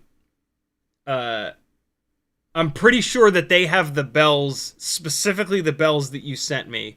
But there are two versions. Get this. There are two versions of first run blue iGao bells. And it's the I think the ones that you sent me are the ones that I used, and it's just like I think they're damn near the prototypes. It's just like IGOW. It's like a super simple font. So yeah, if those are specifically the ones that you sent me, I will almost certainly get them back to you. But I definitely want to test the 65mm setup one more time. So message me as a reminder, and or just stay tuned. Siskel says, I've went back and seen you in the closet-sized office. Have you seen me? Did I say it in any of those? Siskel, and I shorted you. I need to put you on here one more time. All right, here you are. Siskel's going on here 4 times. All right, let's see who wins the t-shirt. Here it goes, friends. Thanks for buying some tickets, people. Very cool of you. This is how we keep this thing going, man.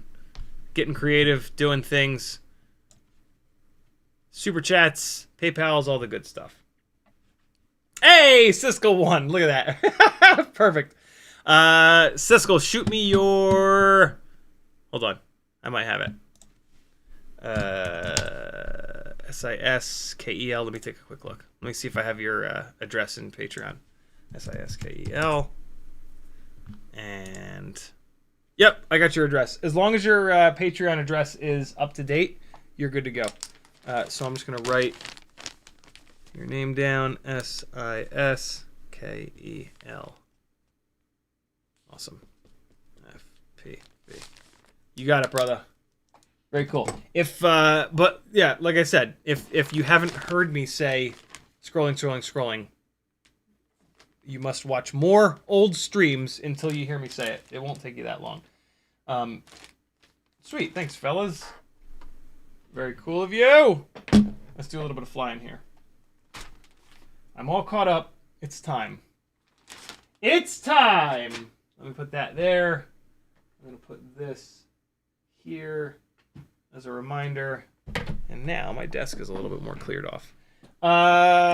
Since I just put this back together, let's put this up in the air. I have a whole bunch of 300 mAh batteries that need to get discharged. So let's get that rolling. Hold on. Come on, computer. You can do it. It's just a website. You can handle this. I know you can do this. Little tiny computer. You got this. Stamps.com. Are you kidding me right now? Hey, there we go. All right, cool. Even better, I just printed the goddamn label. That way it's sitting over on the printer. Huzzah! All right, cool. Yeah, I think that's everything that...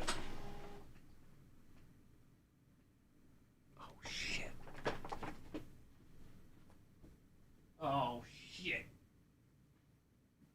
I had a hard drive sitting on the printer. Oh, God, that jammed up so hard. Yikes. Well, I think it's actually okay, though. I think it's okay. Woo! Yeah, no, it's good. It's all crumpled up, but it gonna be all right. Come on. I know. You're upset. I know. You're very upset, printer. Come on. Now you're fine. I had a, my 2-drive hard drive enclosure has failed. I need to find another white or silver 2-drive enclosure. I like the ones that are like little toasters that you just drop the hard drives down into, like the naked hard drives. Just Mo says, are you doing the Tyrant Pro Rooper thing? I'm not. No, I can't do the I can't do the like every week thing. Yeah, there's weeks that I can't do anything. And so, yeah, you guys should do it though. It's a super cool thing run by a super cool dude.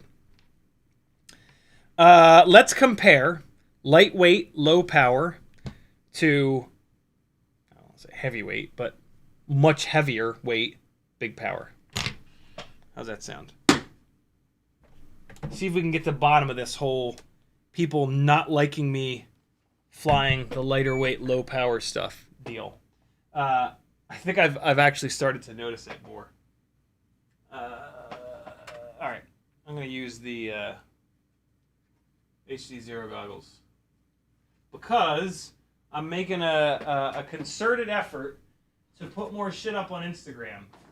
And what I've realized, I cannot believe that I didn't realize this, but the Walksnail files and the HD0 files, I can actually drag and drop directly into Dropbox and then export that from the Dropbox app into my phone, and Instagram will understand those video files, which is very cool.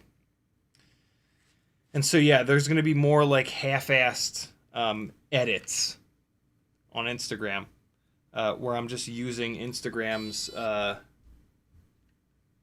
editor. The Instagram has updated their editor, and it's actually a lot better now. So yeah, you guys will get to see more of my flying over on the Hipstergram. Let's do 300 mAh batteries on both of these to kind of even the playing field. Although I really do like... No. We're going to do the 260 mAh batteries on the lightweight rig. We're going to make the lightweight rig as light as possible because it actually... The lower KV motors are a good match for the 260 mAh batteries. These big hungry motors kind of need the 300 mAh batteries. You can technically run either battery on either, but it makes sense. This is the right combination here. And we want these light AF frames to last, so let's run a lighter weight battery. You know, it's all fine and dandy like doing things because you can, but even better is to do things that make sense and work together well. Hey, the motors are spinning in the right direction. Actually, what I meant to say is, hey, I put the props on right. Here we go, Mobula 6 2024 V1 16.6 grams ORT Micro V antenna. Wow, oh my god. Oh, it changes direct. So I've been flying the 18-gram more powerful rigs quite a bit. I cannot believe that just happened. And like I haven't flown one of these lightweight rigs in like an entire week. And there's a really big difference. Like this feels so lightweight. Everything about this is lightweight. The feel, the power to weight ratio with these lesser power motors than what's on everything else. Yeah, it's really noticeable.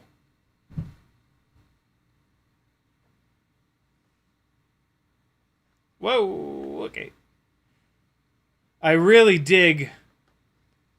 Oh! That would have been a big hit if that had hit the hardwood. Oh, shit. I'm not going to be able to get out of there, am I? No! No! Oh, no. I hear footsteps. I think they're just Teddy's footsteps, though. Are those people footsteps? Those are people footsteps! Yay! Thank you! Oh, there he is. There's that little boy. Where do you think you're going? Where do you think you're going? I ain't going in there. Hey, hey. Whoa, hey. I can't believe I just caught that. Like, the corrections and, like, oh my god moments like that with these lightweight rigs. Yeah. Oh! Turned a little too much there. Yeah, it's way easier to make corrections and catch yourself and not crash with these hysterically lightweight rigs. You wouldn't think that between 16.6 and 18 grams there would be this much of a difference, but man, there is. You're just gonna have to take my word for it. I have no reason to lie. Hopefully you could see the little bit of jello in there. It was just doing it. I was okay. I was just at whatever the little throttle range is that happens. These GemFan 1319 props are a must for these lower KV motors. These are either 28 or 29,000 kV 0702s. Man, I'm flying like a bag of smashed assholes right now. Woo!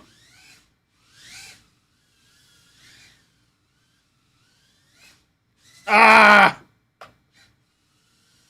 I guess I'm having to adjust to the lighter weight rig. That would be my guess. Woo! I mean, that wasn't an adjustment issue. That was just me flying like an idiot, as was that. Jesus. Come on. I might also be getting used to the Walksnail rigs with the higher latency. And there's a chance that a part of this adjustment is me, yeah, getting used to the lower latency now. Like I'm doing stuff early. Too early, basically. You know what I'm saying? Hard to tell. Very, very, very hard to tell. Let's do another 260.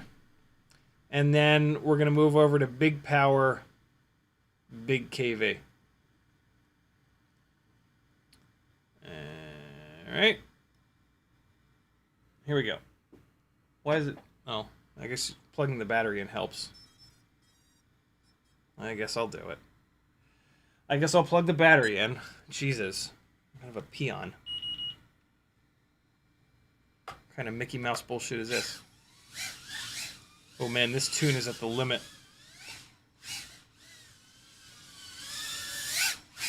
Woo! Shit. Ah! Got away with murder on that one. Oh! That was a hell of a little run there. Ah! No, no. Uh-oh. No, no, no. Get out of there. Come on, get out of there. No. Come on. Oop, oop, no. Come on. What? Oh, shit. Oh, come on. Get. Careful. Easy. Yay!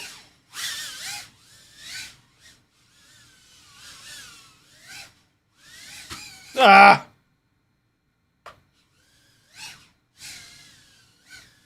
Woo! Okay. We are cooking now. I thought it would maybe go into that cube, but not quite. Ah! Rejected. Oh! Yo, I made so many corrections on that. I cannot believe that worked. Oh!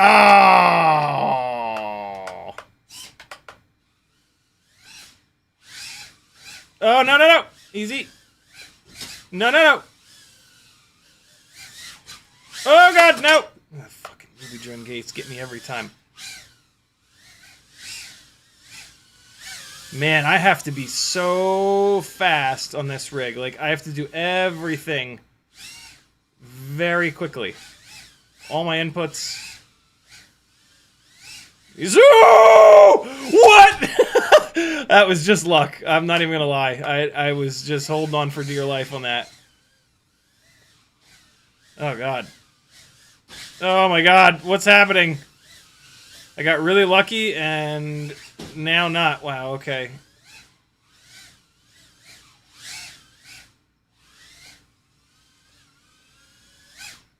Nope. Oh god! Oh, that's unrecoverable. Yeah, it's back in the depths. All right. Let me get my arm back into the depths. See if I can grab it. It should be over here somewhere. Oh boy, it's like reaching under the rug. Where are you, you little shit? Where is it? Where are you? There it is. Okay.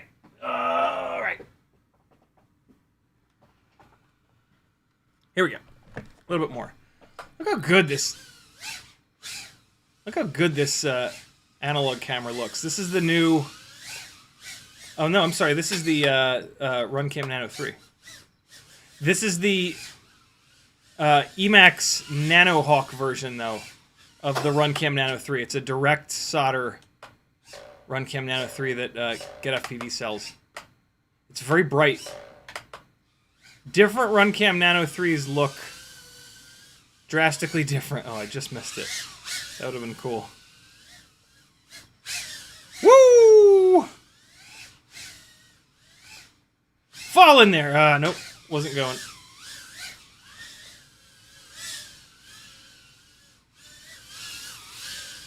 All the gaps! Not all the gaps. Some of the gaps. All the gaps. Oh, right in the face. No! Don't you fall.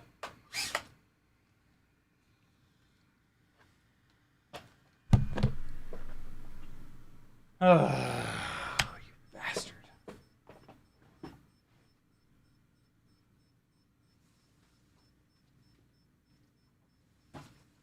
Okay.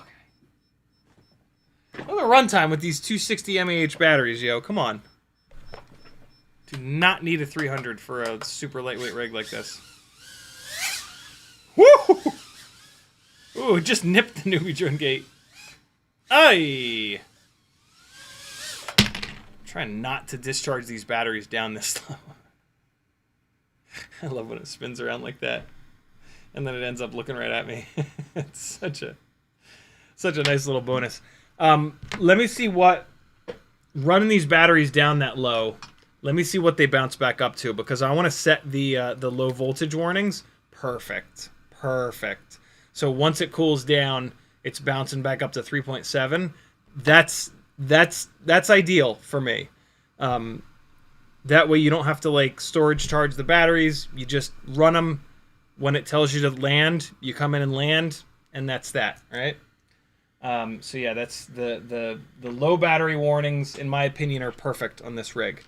Tells you to land, you land, bounces back up to 3.7, great.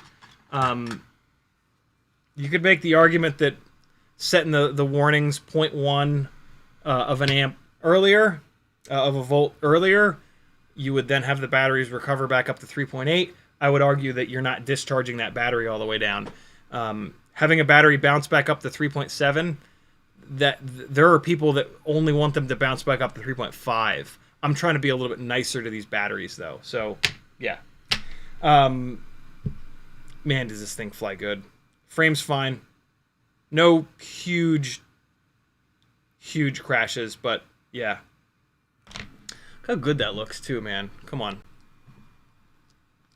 That's a handsome rig right there. That is a handsome tiny whoop. Look at that. Fresh propellers. These are actually fresh motors, too. White ORT micro V antenna. Look at this. Look at this fancy shit. I got the ELRS antenna up as vertical as I can, up next to the camera, inside the canopy there. Coming right off the board, rather. Handsome! Alright, now we're going to go ass opposite to a... there we go. To a... Which one's not beat to death? This one's not beat to death. Yeah. somewhat fresh Ultimate Freestyle Tiny Whoop with the 2G4 build.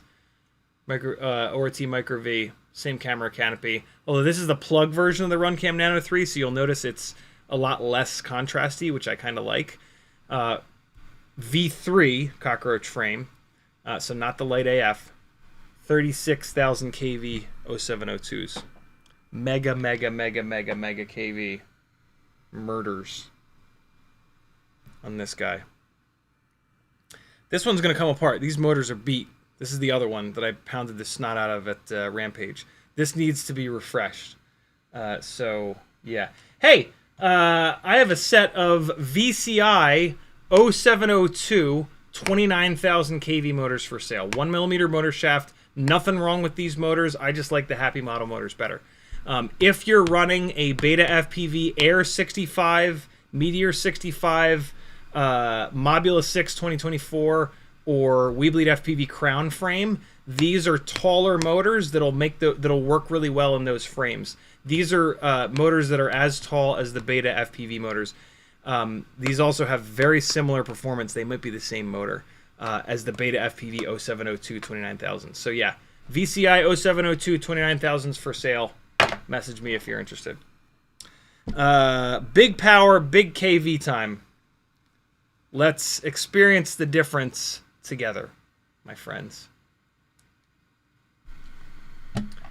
Brad Bonded says, oh, Jesus. I just got dumped while watching the stream 2 years down the drain. I have no family, nowhere to go. Brad, A, that sucks, a big bag of dicks, but 2 years... 2 years is not a lot to have lost. And I say that as someone who lost 15. And so where you need to drive your brain right now is, thank God I didn't lose 2 years in a day. Thank God I didn't lose 3 years. And you didn't lose anything. You learned a lot. You had a lot of good memories. Well, those memories are now tarnished, but you had a lot of good times in those moments. So you didn't lose anything. You just get to bang somebody else. You get to have new experiences with a new person, and what I've definitely found is that every new person, you learn what you like and what you don't like, and with each new person, you choose more wisely. And so, yeah. This is a good thing. It certainly doesn't feel like a good thing in the moment. But, yeah. If the other person wasn't... regardless of how happy you were, if the other person wasn't happy, it wasn't going to work anyway. So, yeah, the search continues. Enjoy the single life and no rules and total freedom and some extra time while you have it. And then, yeah, you're going to pick somebody better. I hate to be such an optimist because at the moment that you're at right now, you're not looking for optimism. But that's the fucking truth. What I just gave you is the truth. Feel free to mourn for as long as you need to. That's important. But, yeah, it will get better from here. Again, I know you don't want to hear that, but that's the fucking truth. I went through this a little over about 3.5 years ago, so that feeling is still somewhat fresh, and it sucks a big old bag of dicks, but in the end, it's gonna be awesome. I promise. Sorry, brother. Just Mo says, looking to buy fresh 300 mAh1S batteries. Got any recommendations? Yeah, if you're placing an order somewhere, just get whatever they have. They're all the same. I've run all of them, and none of them are any different from one another. Big KV time, 0702, 36,000. Wow, yeah, okay, way different. Hold on, I think there's a little bit more uptilt on this, which is really making it that much more insane. Yeah, a little too much uptilt. You can tell by how much duct is in view. You want a little bit more duct in view than what you're seeing right now. We tighten up the screws on the camera. Yeah, they're pretty tight. This one up. Okay, yeah, that'll be a little bit better. All right, let's try this again. Big power, mega KV. Wow! Are you fucking kidding me right now? How does that work?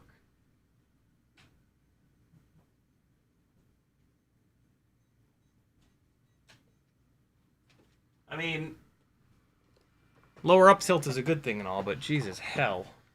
JustMo says, how are you able to stream your FPV feed? There's these little boxes for like 25 bucks on Amazon.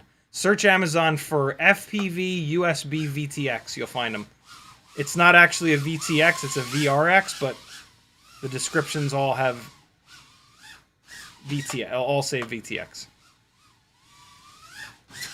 Jesus. What an adjustment. Woo! There is a crispness to these higher KV motors that you don't get from the lower KV motors. But this rig is heavier. Teddy Spaghetti is at the front door. I wonder why.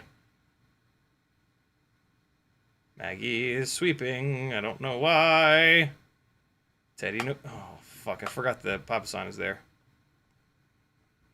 Come on, Teddy, chase it. Chase it! Chase it more! Chase it better! Hey, yeah, good boy! Yeah! More, buddy, more. More chasing. He doesn't like to chase it when it's going slowly. He likes to chase it when it's going 8,000 miles an hour. You'll see. Oh, fuck!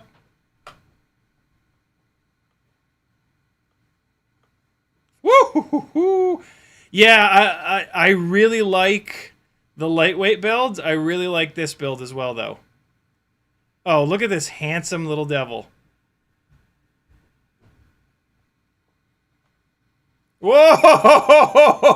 That fan blade looked long as shit. We just rode all the way down it. That was crazy. Oh, come on. Come on! What? How? What? Oh, Teddy! Oh my God, he's cornered me! He fucking totally cornered me! That's like his dream. He's like, oh, I got it right where I want it, finally. Yeah, doggy! Yeah. He's so good. He just knows to, like, not actually eat it. Like, he just, I don't know. He wants to, like, taste it first or something. It's hysterical. Woo! Big old weird, like, wobble there at the end. That was strange. Oh, God. Oh, God! Oh! Nope! Help me out, Teddy. I see your shadow. I see... Teddy, can't you do something valuable and, like, help it get unstuck, not just, like, sniff it? I'm asking for a lot here. I'm asking him not to bite it, but then I'm asking him to go bite it when it's stuck. I'm asking a dog to understand when a tiny whoop is stuck and when it's not. Here we go. Yeah, there he is. There he is. Here comes the game. Yeah. Get it. Get it, beardy boy. Get it, beardy boy. The anticipation. Oh, I almost hit him in the face. Oh, shit. Ah.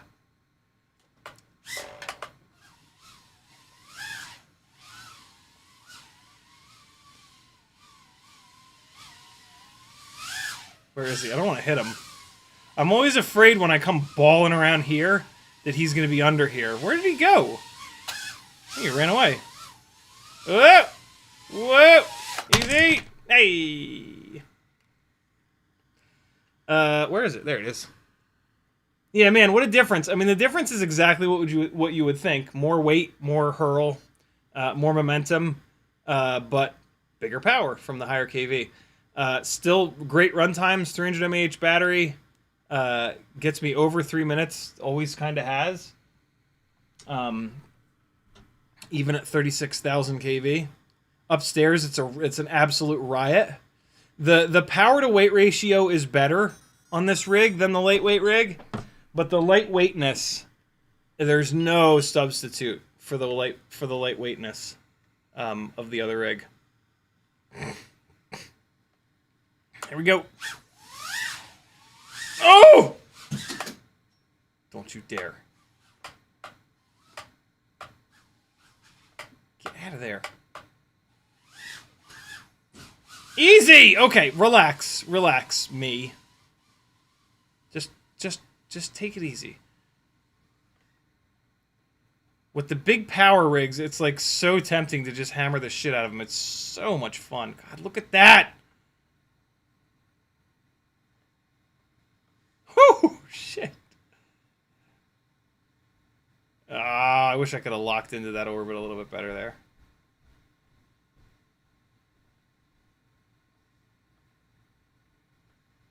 Whoa! Uh-oh. Uh-oh. Hey.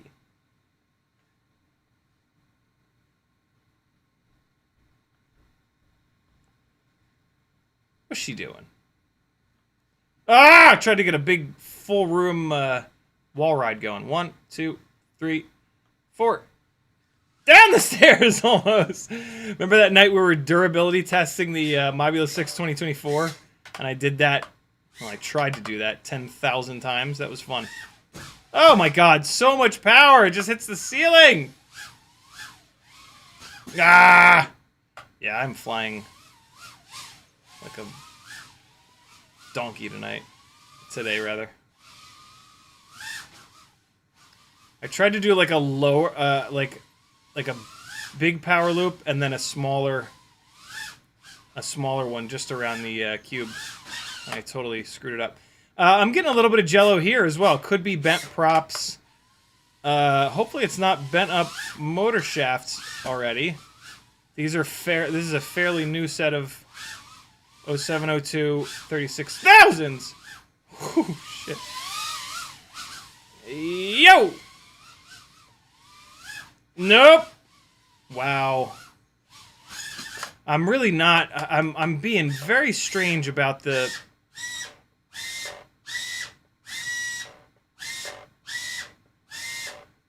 Excuse me. Thank you. Woo! I don't remember what I was saying. Yeah, I'm being really lazy about the initiation into that dive. I think I'm just doing it really early. I need to just wait. And then, okay. Yeah, I don't know. I feel like it looks weird when I go.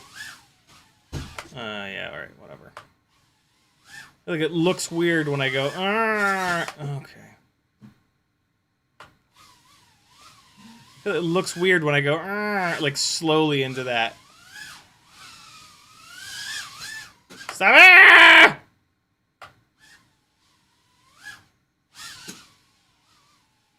Yo, that was close. I would love to be able to get that Matty flip down into the lit cube move a little bit more. Oh my god, I got lucky on that one. A little bit more dialed. A little bit more consistent. You'll also notice that the heavier, more powerful rigs, I crash a lot more. You could almost say that I crash constantly. It's just so hard to tame this amount of power. It's very fun for me, but I don't think it's as fun for you guys. So yeah, I don't know. 36,000 is an awful lot. I think the 2G4 builds, I've been saying this for a long time. I think that the 2G4 like 18 gram dry builds are best off at 32,000 kV. 36 is fun. 40 is absurd. Absolutely outrageous. yeah, I think 32,000 is kind of the sweet spot for 18 grams. And then like for 17 grams, maybe 30,000. 16 grams, I really like these 28, 29,000 KV rigs. Walter says, I have a lot of fun with liftoff micro drones. I race Bot Grinder. Get your name also in there. I tried liftoff forever ago, and I did not like it. I'm a Velocity drone guy, but I don't really spend any time in the sim anymore.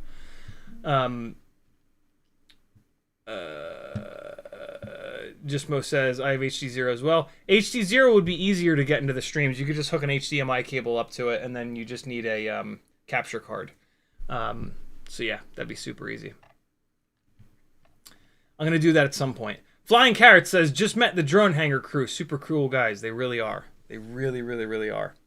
Bob Miller says, Teddy came out of nowhere. He did indeed. Man, it's wild how different these two are. Also, the big power rig is on bi-blades. I'm starting to think that as much as I like the way that the bi-blades fly, I feel like I fly better on tries, which makes sense. The bi-blades are going to be more slippery, and that's dealing with that slipperiness is what's causing a lot of the crashes. But I like the way that slipperiness looks in the flight footage. Like it looks like it's a bigger, heavier rig that sails through the air a lot more, as if it has a lot more mass than it does. On a 36,000 kV motor, though, you're gonna run a bi-blade. I would not recommend a tri-blade on this high of a kV of motor, from like a save your batteries live standpoint, but also from a now you're making too much power kind of standpoint.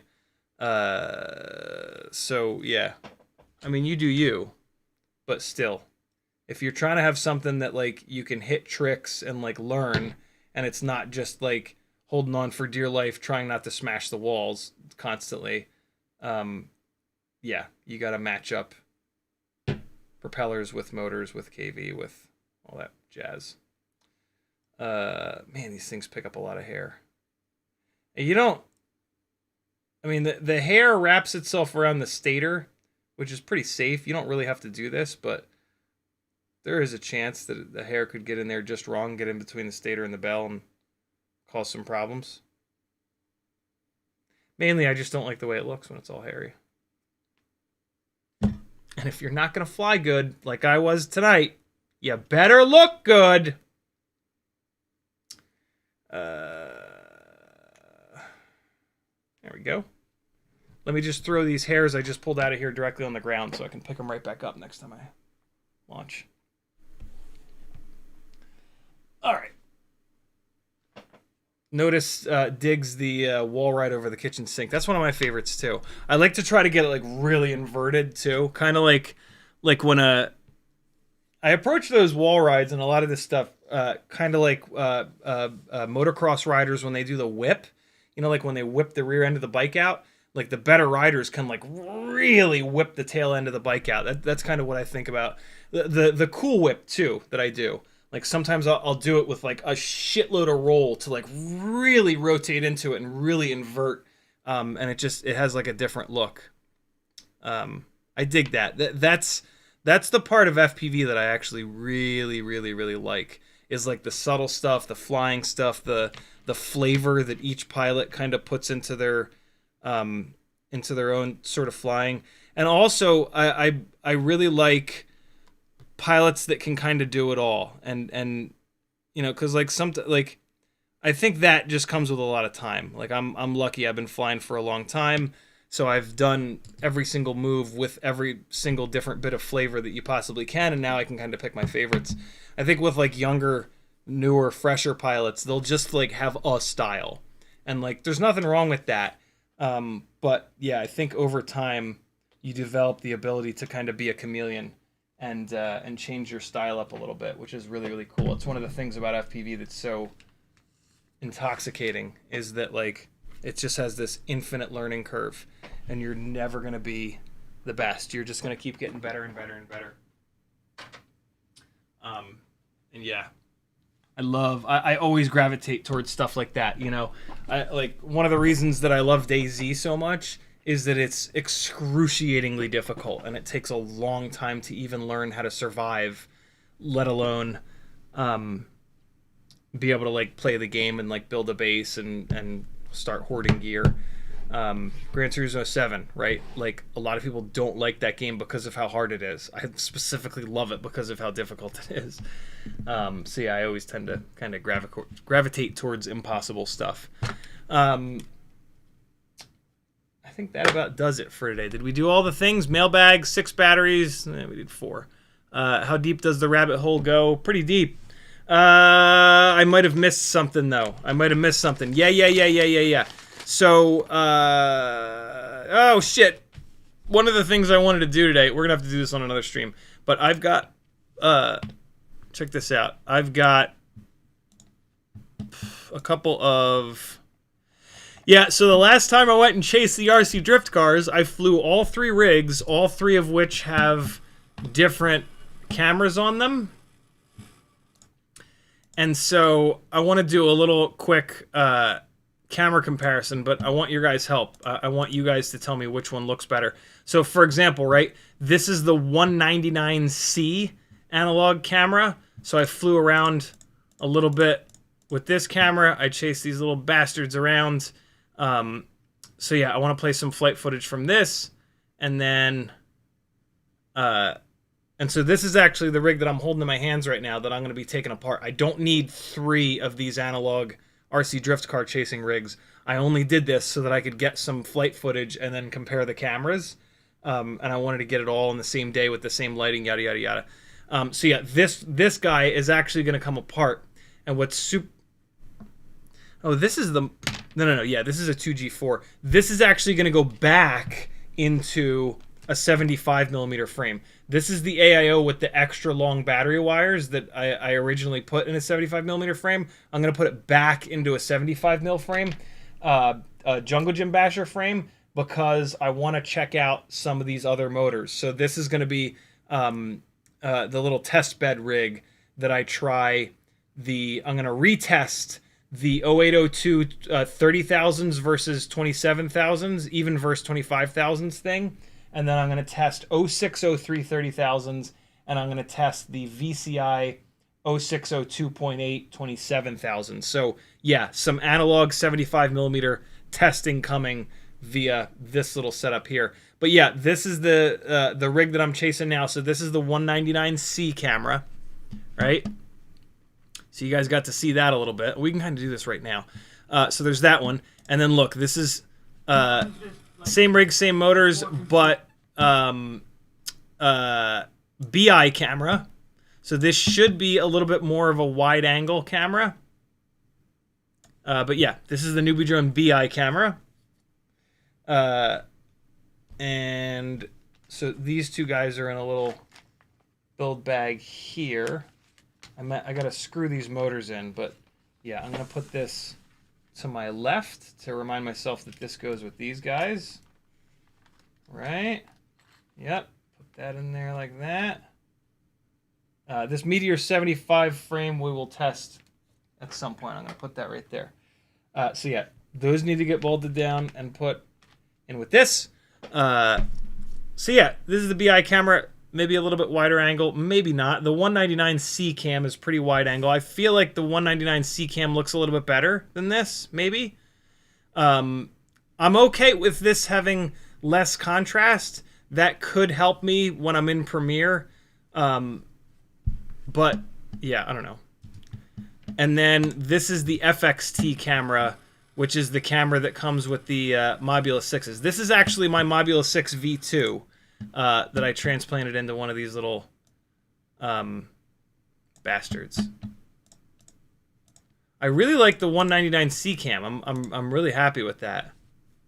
But at the same time, they kind of all look the same.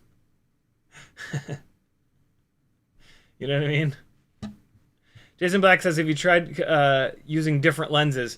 No, because the different most of these analog cameras, the lenses are glued in, and to try to get the existing lens out is kind of a nightmare. And so yeah, it's a bit much to do that, and then you got to try to get it refocused, and it puts a bunch of stress on the camera itself. Like, it's really easy for the plastic lens part to separate from the PCB. So yeah, I would rather just pick a camera that looks decent. They all look pretty similar anyway, and just, yeah, stick with that. Martin Tanley says, can you explain the difference in detail of what limiting throttle does compared to motors? Do you use one, both? When is a good time to use one over the other? Cheers. If your motors are... The easy button is to use motor limiting in the PID tab. It limits the PIDs and your throttle. And so that is a super easy button. If you want to chase the dragon and maybe get a tiny little bit of extra performance out of the PID loop, you can leave the motor limiting at 100% and then use throttle limiting, which will only limit your throttle. It'll give the PID loop access to more power. It kind of doesn't matter though, because if you use motor limiting and you let the PIDs limit down, you're going to be able to push the PID gains higher, which accomplishes sort of the same thing. So it's not that big of a deal. The easy button is to use motor limiting. That's what I use. It's totally fine. I think I maybe like this FXT camera the least, but they're all analog, so I don't know. The 199C is definitely brighter, but that doesn't mean that it's better. Brighter is not better. Our brain tells us that brighter is better, in the same way that our brain tells us that louder is better. If you're auditioning two different sets of speakers and one of them plays louder than the other, your brain is going to trick you into thinking that those are the better speakers. They might not be. They might be. It's 50-50. You're testing two of them. But, yeah, like, see, the 199C is definitely brighter, but it might not have as much detail. I kind of maybe think that it doesn't have as good detail, but boy, is it hard to tell. Because analog just looks like hell all the time. Maybe what I'll do is a little three-way split screen. I spent like half of this battery trying to tune the goddamn... get the PID loop fixed. It was all out of sorts. But, yeah, we'll do that in the future. I named the files in a way that, yeah, I know what was what. Andrew Taylor says, have you played The Long Dark, also super hard on Survivor mode? I haven't. I try to stay away from video games as much as possible, just because they're such goddamn time vampires. And, yeah, I have other things in my life that, like I enjoy spending time with the family, right? So, like, as little video game as I can play, the better is sort of my approach, which sometimes works, sometimes doesn't. But sometimes I need it. Sometimes I really do just need to enter a completely separate universe. Gran Turismo 7 and DayZ absolutely do that, and yeah, my problem is I try to play less, not more. 1S 75mm Walksnail rig. I'm gonna have to work with Brandon's Baked Beans on, because there's something going on. So stay tuned for that. I'll have more info on that next week. VCI 0702's for sale. This guy I need to figure out what to do with. This is the absolute warhorse that's had the hell beaten out of it. I think these motors might need to get retired. This frame definitely needs to get retired. It's still in one piece, but boy, has it been demolished. And this canopy is also pretty beat up, but man, it is hanging in there. I think these motors are jacked though, because this rig does not make as much power as the other 36,000 kV rig. But yeah, this is the one that I pounded on way too much at Rampage, so it deserves to be refreshed. And then I've got a whole, as I mentioned earlier, I've been doing some battery testing to try to figure out how much damage it really does to discharge these batteries in 2 minutes.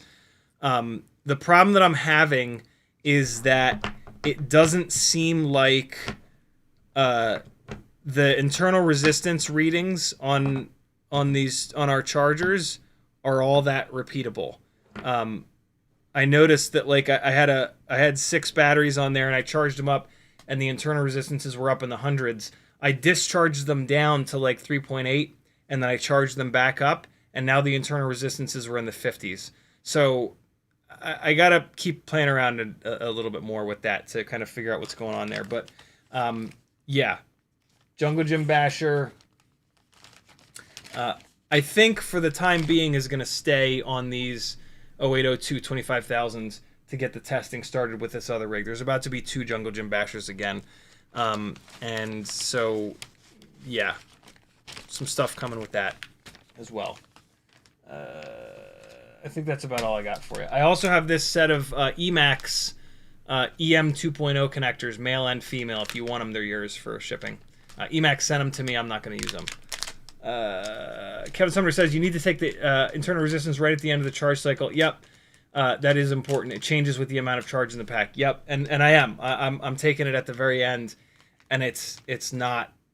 Yeah, it's not being very repeatable. It's being very strange. So I just need to keep flying these batteries all the way down, charging them up. I think what's happening, what seems to be happening, is that when I fly these batteries all the way down, they sit at 3.7, 3.75, 3.8. I charge them all the way up. For whatever reason, the internal resistances are really high when I do that. When I then tell the charger to put them down to storage voltage, it brings them down to 3.8, and then I charge them back up. The internal resistances are now, I believe, correct. There seems to be something weird about when you fully charge them from below storage, and or maybe it's when you fly them. Maybe there's something weird about when you fly them and you hit the shit out of them and you discharge them all the way down in 3 minutes or 2.5 minutes. Maybe there's something about that makes the chemistry act funny, and when you charge it all the way back up, the chemistry is still in some kind of a weird place. Maybe you then need to, I don't know, man. I'm just gonna keep messing around, and as I experiment with different things and do it with tons of them, I'll start to kind of figure it out. So stay tuned for that. Showed you guys how to drill the motors out. I've got some newbie drone stuff coming. I've got a couple of newbie drone builds. I'm not going to show you. There'll be a newbie drone specific live stream where I'm going to build a 2.5-inch Mosquito, and then I'm going to put together... I don't have a newbie drone Tiny Whoop put together right now, and I do have an extra Acro B AIO or 2. So yeah, there's going to be some newbie drone stuff coming soon. So if you're a fan of the Acro B, I don't have any Hummingbirds left, but I do have a couple of Acro Bs left that are just kind of sitting around. No reason to not have a newbie drone Tiny Whoop, just kind of built, ready to go. Flying Carrot with the last comment of the live stream. He says, swapping Meteor 65 Pro guts onto a Mobula 6 frame, keeping 19,000 kV motors, but swapping from BetaFPV to Happy Model motors. Will I need to change the tune? Probably not, but maybe. If you do, just grab the master multiplier and push it up or down. You push it up to the point where it starts to act funny and fly away, and then you back it off a little bit. If it's already doing that, you back it off. Nice and simple. 19,000 kV motors, you should put them onto a 75 frame. Their 19,000 kV is really low for 65 millimeters. They're going to be much happier in a 75 millimeter frame. So think about that for the future. Those motors on like the 1610 1.6 inch 10 pitch bi-blades are going to make a hell of a lot more power than any of the 1.2 inch props, even the tri-blades. So yeah, think about that. Or do a 2S build. They'll really rail on a 2S build, but then that's a whole different kind of thing. So yeah, you can spend $4 on a it depends on the AIO. If it's a BetaFPV cross style AIO, you can get the Meteor 65 airframe and a set of the 1610 propellers, and that'll be pretty cool. If it's a 2G4 or like a regularly shaped AIO, Mobula 7 V4 frame, and then same deal, Gemfan 1610s, or the HQ ultralight 1.6 inch bi-blades are also really good. That'll be a good combo for like $8 total. Next time you do an order, snag a couple of those things, and you can experiment a little bit. See where I think you'll like it better as a 75 outside. My name's Aaron Ciotti. Everybody calls me Ciotti. Head on over to the website. Click all the buttons. Join my Patreon. Do all the things. Flying Carrot says it's a cross-style AO. Thanks, dude. Cross-style AO. Yeah, man. Build yourself a little Beta 75 Air. Get the Air 75 frame. Drop it in there with some of the 1.6-inch bi-blades. You'll dig that. That'll be a great outdoor. You'll have a jungle gym basher almost. That'll be a really good combo for, $7, $8. Love you guys. Bye. I'm not ready. Here comes some 2S. At the beginning of the stream, I showed you the 0802 2S Walksnail 75 rig. Here comes that same rig on 1002s. We already watched this. Let me give you something else. No, I only played one of those. Here's the other file. T-Motor 1002s, 80%, 1800 kV. No, this was the one that I played for you guys.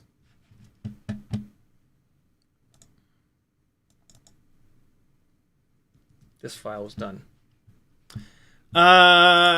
It's not the 75 Pro. It's the 75 Air, Dave S. The 75 Pro is stupidly heavy. I have not figured out how to make that work yet.